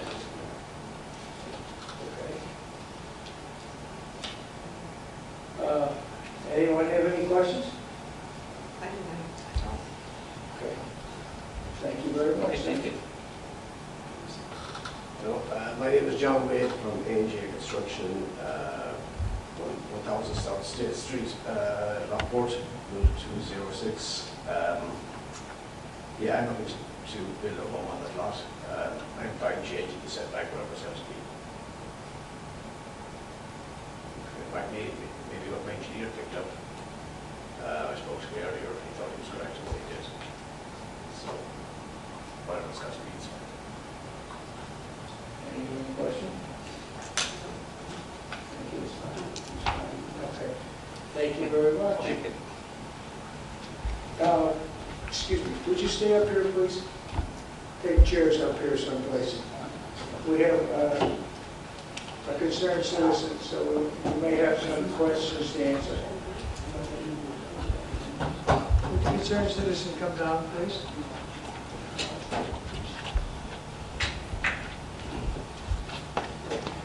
I'll ask, are you a concerned citizen or a rejecter? I'm a concerned citizen. Okay. Sure. Hello, my name is Linda Moraldo. I live on 17720 Galva Road. I'm the property directly east of this property. I don't have any problem with the variances they're asking about. However, we do have some questions about water flow through that property. And another neighbor took a video of the water flow coming directly from the west. And at a time, we had Will County come out and look at it, and they told us from their topographical maps that there was actually a creek running from the west through these properties, then it goes through our property and across the street, across Lindsay, into the next property. Todd, who could not be here tonight, has sent the county a video of this. And he said, I sent this video to, he was very articulate, so I'll just read what he said, to Will County Land Use several months ago in order to highlight the need for proper engineering plans before these lots are regarded. The lot next to you has no approved permit yet. The plat that was indicated in the variance letter did not show any changes to the grade, to the proposed construction, or any kind to the site, and the construction has clearly been begun. They're already excavating there. And it looks like the water will go directly through that house. The concern from me and other residents of our neighbor is how our properties will be impacted by the changes to the topography and other construction that has not yet been fully vetted by the engineers and subsequently approved by the county. The water flow shown in the video needs to be considered by an engineer. A permit needs to be applied, and the team of Will County Land Use must approve the site before the building has begun. So the pictures that are shown and this comment about the Water Conservation District saying there's no change to that property, I don't understand, because clearly there's water running through there every spring, and like large amounts of water just sitting on the property. Now, if there's plans, they're going to dredge it out or do something, explain it to us, and that, would be fine. But I don't see how that, water's got to go someplace, as we've heard many times this evening. Yes. So I'm just voicing my concern. Thank Variances, I don't care. Thank you very much, appreciate it. Brian, would you by chance have any idea whether that video was received by land use or the engineers? Would you like to see it? Yeah, I'd like. I mean, is there anything we can do to display it though? Yeah. It's not first. I would like to make a comment on the comment regarding the soil and water report. It clearly notes that there is a floodway on the property, and because this is only looking for variance for setback and lot frontage, it's not talking about building anything or changing any drainage. The report simply says, if any future changes are contemplated, such as building a home, note that a floodway exists in the parcel. So it is noted in the report.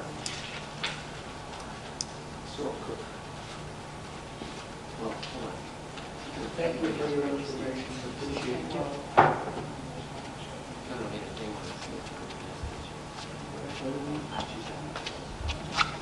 I mean, they're not here to build a house. They're not asking to build a house. We're asking, yes, thank you, sir. Commissioner Mitchell's comments are straight on in this fact that you're to ask for a variance. They're not asking any permission from this body to build a home. They're asking for variances for the property. I will add, though, an engineered site plan is going to be required to build the home. Wherever the water was flowing before, it needs to continue to flow. It's kind of difficult for me to make out on that map what those contour lines are. It does look like there is some change in elevation, but pictures make it look a lot flatter than what this image or what this site plan is showing. The bottom line is wherever the water is going, it's pretty much going to continue to go in the same direction. We can't take water and send it a different direction so that it doesn't go on a neighboring property. So if it was crossing from west to east, it's going to continue to do that. I don't know that there's any infrastructure in this neighborhood or culvert where maybe you can get to and not go to the east as much, but all we can do is what's within the bounds of the adopted ordinances to make sure that the water is flowing in the right direction and that no more water than what was going there before. Thank you, sir. I was just looking at this, a clearer version of what Brian has the ability to see. I guess I would be doing the petitioner's work that what they show here is a two-story house, which they're not asking to build a house here, but the site plan that is shown here with silt fencing and everything shows a swale behind it. So a closer positioning to the road would put them further from the swale that, according to this, would be in the property. So moving the house back would possibly create the hardship. It would put them more into the wetland, Swale. the way I see it, but, yeah. Just, I'm looking at a map here, is all. Okay. Yeah, the engineer will figure out the Yeah. best place. Would you come back to the podium, please? Yes, sir. You understand that if we pass these today, you still have to go through permit process and everything to build your house. Absolutely, yes. And when you do that, the engineers will come out and they will determine whether or not your exact location of your house to avoid the most floodplain and floodway. It looks to me like it's a floodplain as opposed to just a floodway, I'm not sure. You know. But anyway, having said that, I thank you very much, and we will take a motion. If no one else has any questions? Okay. Thank you. Okay. I'll entertain a motion. Mr. Chairman, case number ZC-18-054, I'd like to make a motion for approval for variance for minimum lot frontage from 150 feet to 0 feet. Second. I have a motion and a second. All in favor signify by saying aye. Aye. Any opposed, same sign. Okay. Next motion. Mr. Chairman, same case number, ZC-18-054, I'd like to make a motion for approval for variance from front yard setback from 80 feet to 73.5 feet. Second. Motion and a second. All in favor signify by saying aye. Aye. Any disapproval, same sign. They both pass. Thank you. Thank you. And we have some. She says they have some paperwork for you. Okay.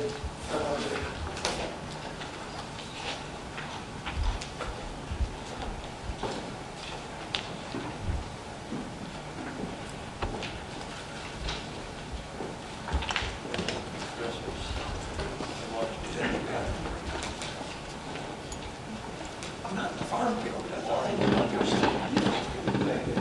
Get on, Mr. Glasgow. Lord.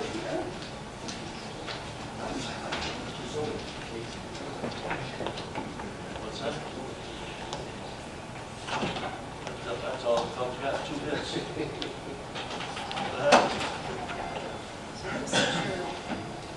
This is your signed ordinance. This would be in our file.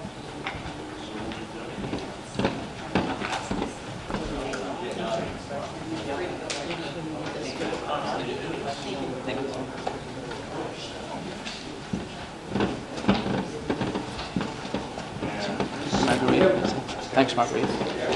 Thank you.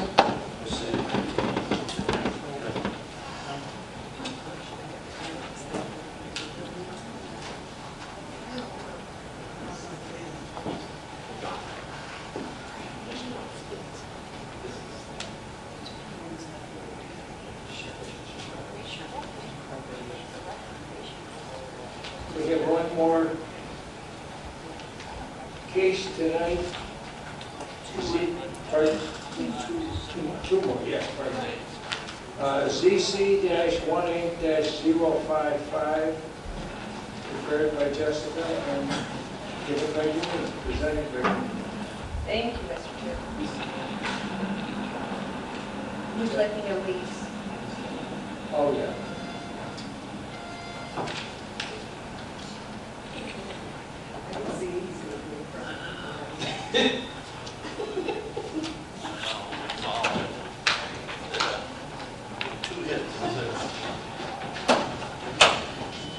Okay, the zoning case ZC-18-055 takes place in Homer Township. The owner is a trust number 41560, with Francine Martins, 50% beneficiary, and Joseph Hummel, also 50% beneficiary. The agents are Andreas Gedvillas and Curtis Heyman. The applicant is requesting a map amendment from R1 to C4 in order to develop the property to establish a plumbing business at the site. We have the aerial image up here on the screen. It's outlined in purple-ish color, so it's a little difficult to read. So I'll show you here. It's this parcel right here off of Archer Avenue. The parcel is 3.38 acres, and it is currently improved with a single-family residence. There's multiple detached buildings on the parcel. There's actually a mobile home as well. The majority of the site is heavily wooded, forested, and undeveloped. The parcel, as mentioned, is currently zoned R1. To the north, we also have an R1 parcel. To the south, we have R2, C4, and C6. To the east, we have R1, and to the west, we have C1. It's a plat of survey on the screen for you. I'm going to show you those buildings that I was mentioning. You can see them gathered around here at the end of this drive that we have existing on the parcel. And then the next screen here, thank you, Margie.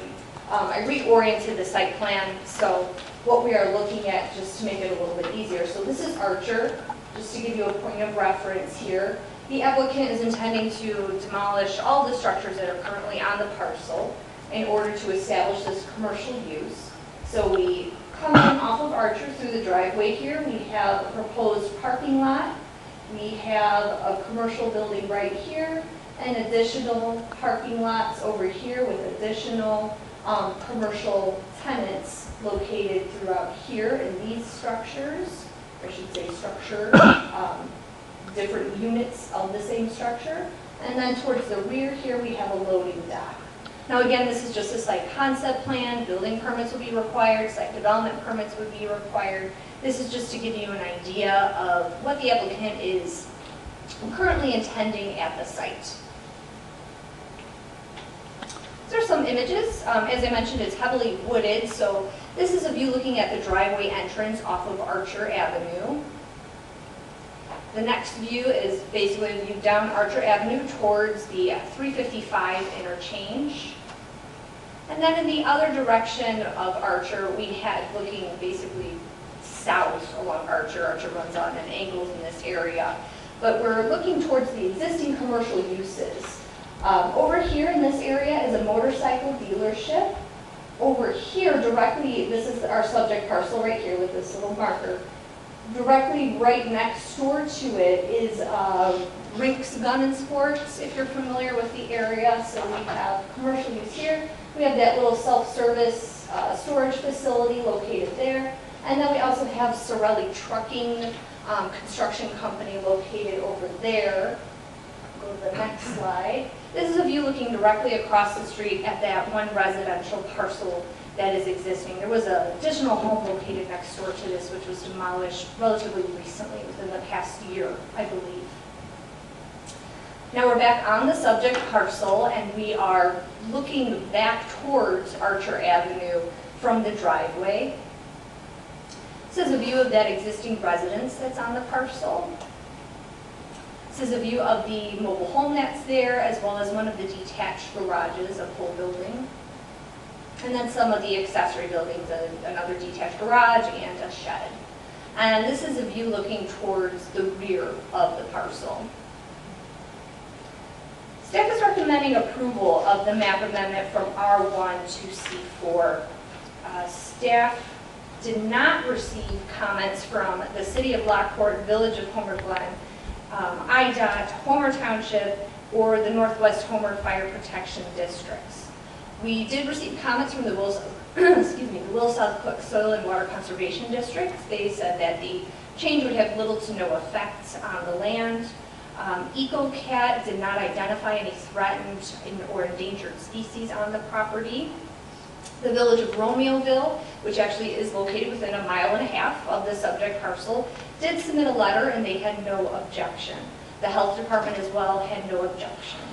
Of course, through the building permit process and site development processes, It will require IDOT approval, Health Department approval, and Fire Protection District review of the plans should any sprinklering or alarm system be required as well for this commercial use. Within the area, as you saw just from the images that I showed, and also the zoning map, there are properties that are commercial in use already. So we have C6, C4, C1, and C4. And we also have some R1, so some residential properties, like this one currently is still zoned R1. These properties are located within the unincorporated areas, but then we also have zoning classifications within the municipalities that are industrial, commercial, and residential. The city of Lockport boundary is located within close proximity to the subject parcel. And we do have some office uses, some O2 zoning districts, we have some highway commercial, we even have some multifamily, community commercial, and then another R1, a single-family residential zoning district.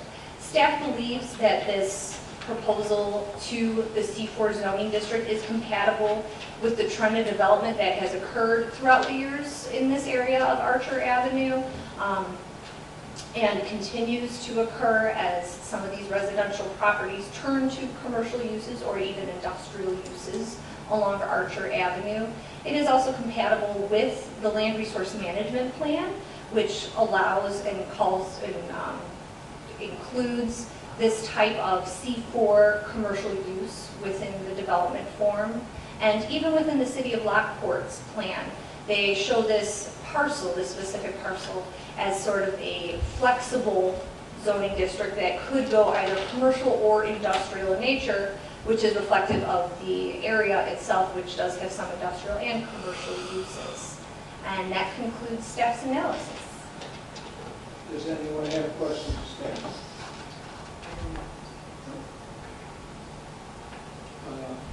I know the area, and I found it hard to find things in that area because it's fenced mostly right up to the sidewalks where there are sidewalks, and it's commercial. Yep. Basically, it looks like it's commercial. So. Yeah, I would agree. You know, it's been parts of it have been a commercial corridor for some time. And as Janine indicated, you know, the remaining residential properties are moving that way. It needs to be a commercial corridor. That's the highest and best use, and this is a perfect project for that. I agree with you. So I will entertain a motion on case number ZC-18-055. Mr. Chairman, with regard to the above referenced case number, I would move for approval of a map amendment from R1 to C4. Second. I have a motion and a second. All in favor signify by saying aye. Aye. Any opposed, same sign? Okay. Yes. You okay with it?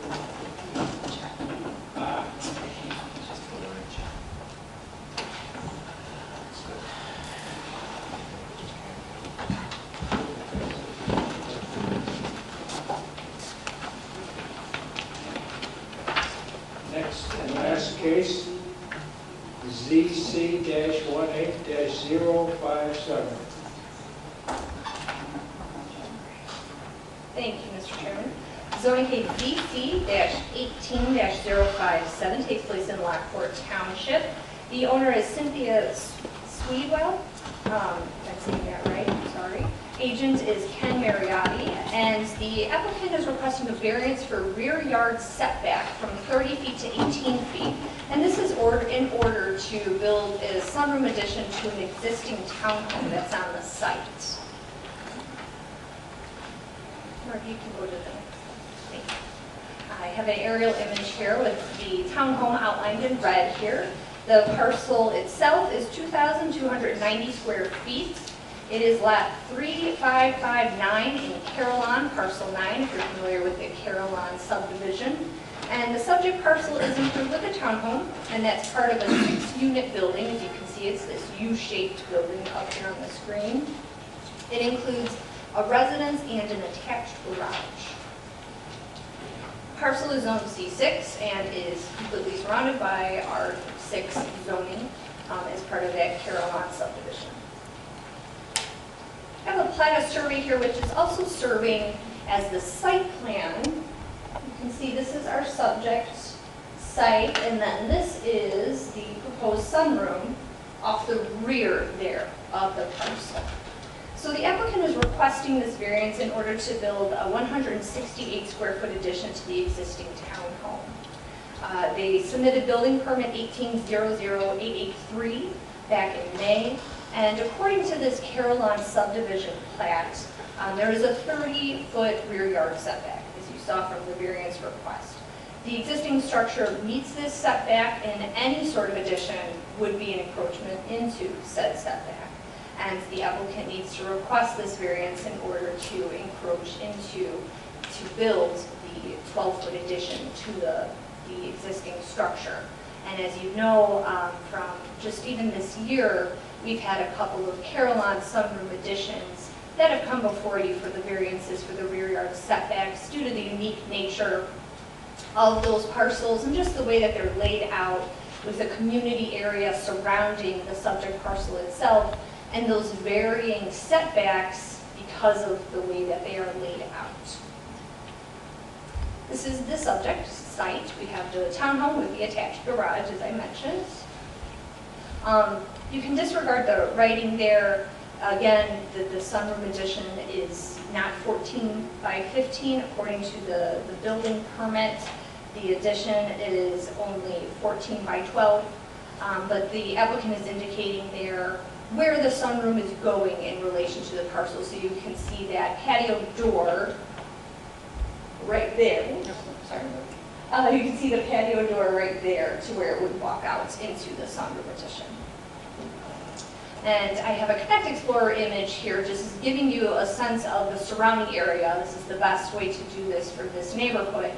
So you have our parcel outlined here in blue, and of course it's a little grainy, but you can see there's a sunroom there, there's a sunroom there, there's a little covered porch type addition over there, sunroom over here, sunroom over here. So you can see just even in this general vicinity of this parcel that this is not uncommon. Staff does believe part, of these requests are very unique in the situation of the layout of Carillon itself, as I mentioned, with the way the subdivision plat is, and some of these structures are built right up to their rear setback line of the 30 feet, and any addition is an encroachment. And again, as you can see, this would not be out of character with what's going on just with even this little area here of Carillon itself. So staff is recommending approval of a variance for the rear yard setback from 30 feet to 18 feet. The Health Department, Will-South Cook Soil and Water Conservation District, Lockport Township Highway Commissioner did not provide any comments. The Lockport Township Fire Protection District had no objection to this request. And we also did receive, as part of the building permit, we've already received HOA, Homeowners Association, approval for this sunroom addition. And that concludes staff's analysis. Thank you. Any questions for staff? I have one. So this Carillon development is not part of the municipality, obviously. Correct. Learned something new today. And they have We're going to see a lot of these. They have a very strong homeowners association. You must have approval from the homeowners before you could even come to us. I see a lot of these things. First time.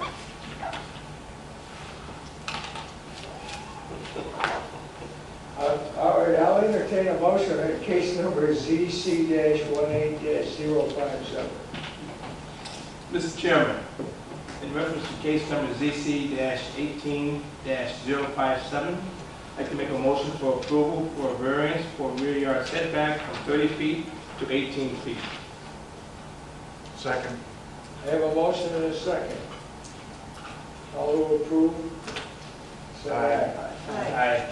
Any opposed, same sign. Okay, no opposition. We have paperwork for you. That is approved.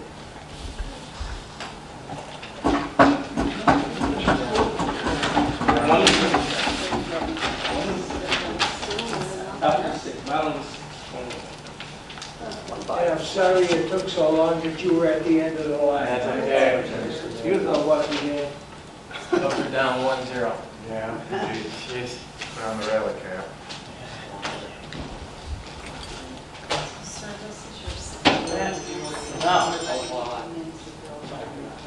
Okay, and I'll go through the permit process to get everything on. Correct. Okay, You're done now. thanks for your time. Thank you. Thank you. Put the rally caps on. Yeah.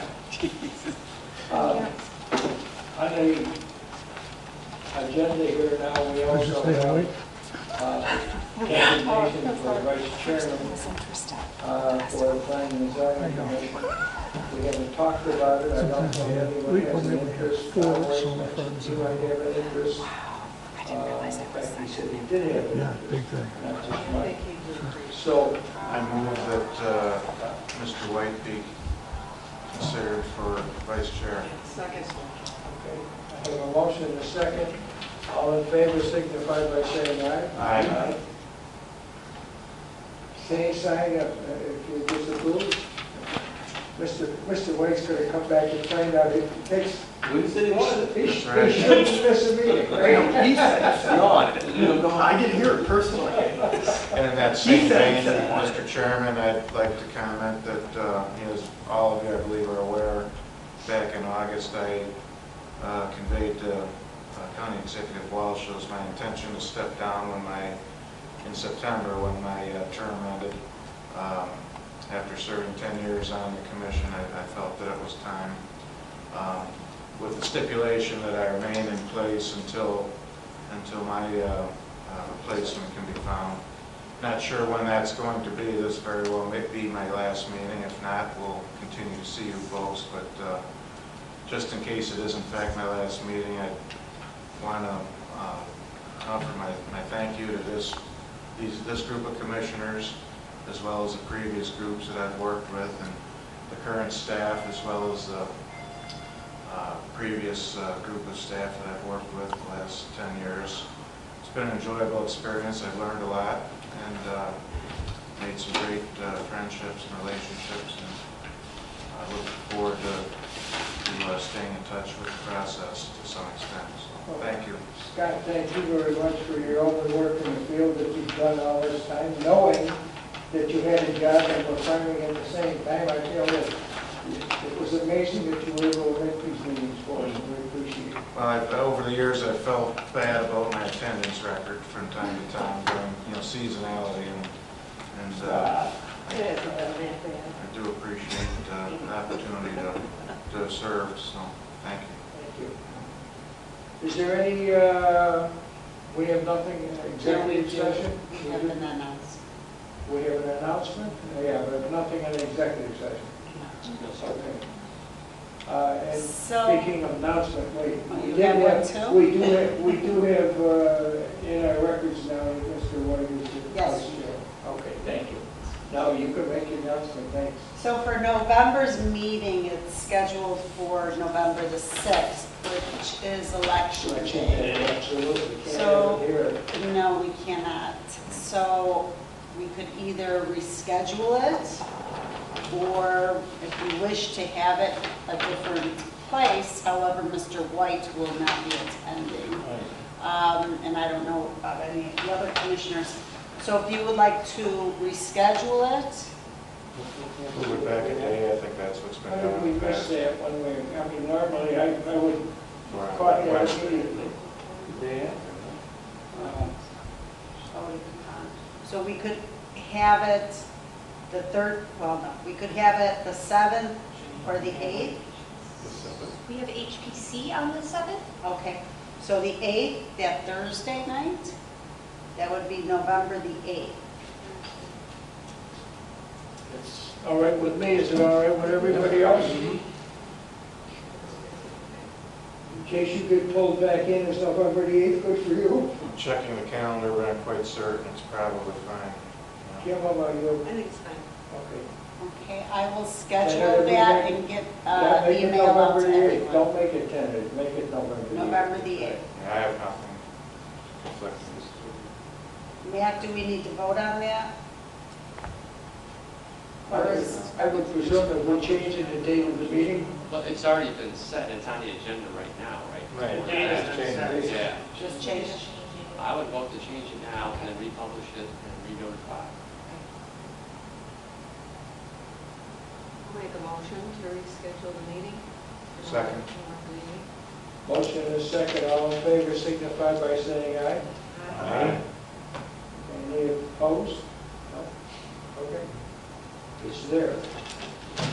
And I just learned how to add this meeting date to repeat every month at the same time. Excellent. That's important. Now I gotta change it. You'll be all right. I'm gonna come to both meetings, probably 2 meetings. I'll come out election day and You'll be all right. If you can get your timer set at the same time every day, then you've got something. I always have to set mine manually because I haven't figured out how to do it. And then Mr. Gardner has some announcements. Yes, sir. Mr. Redner, you have something for us? Yes, I have a couple announcements before we break today. Not sure if you're aware or not, but Janine, myself, and David Du Bois have been performing some interim roles at the Land Use Department since Kurt Paddock's departure and Michael Santana's departure. David, all of those roles have now become permanent, so David Du Bois is now the Land Use Department Director, just so you are aware. Owen Needham in our office is our Chief Building Official. Janine is the Planning and Preservation Administrator and Manager, and I'm the Development Services Director. So we've been doing all this since January, but now it's permanent for Did now. Jessica Gallo leave us, or? No, she's still with us. She should probably be around next month. Okay, I just saw her, she prepared some of these and then you presented them, Yeah, so. she just couldn't attend tonight. Okay. Well, then, with everything else, I'll take a motion to adjourn. keep it moved. Second. And the record book. Okay. And we have everything signed for you, correct? Right. Okay. Then good night to all. Night. I have offered my congratulations to David. Would you please offer him from the board?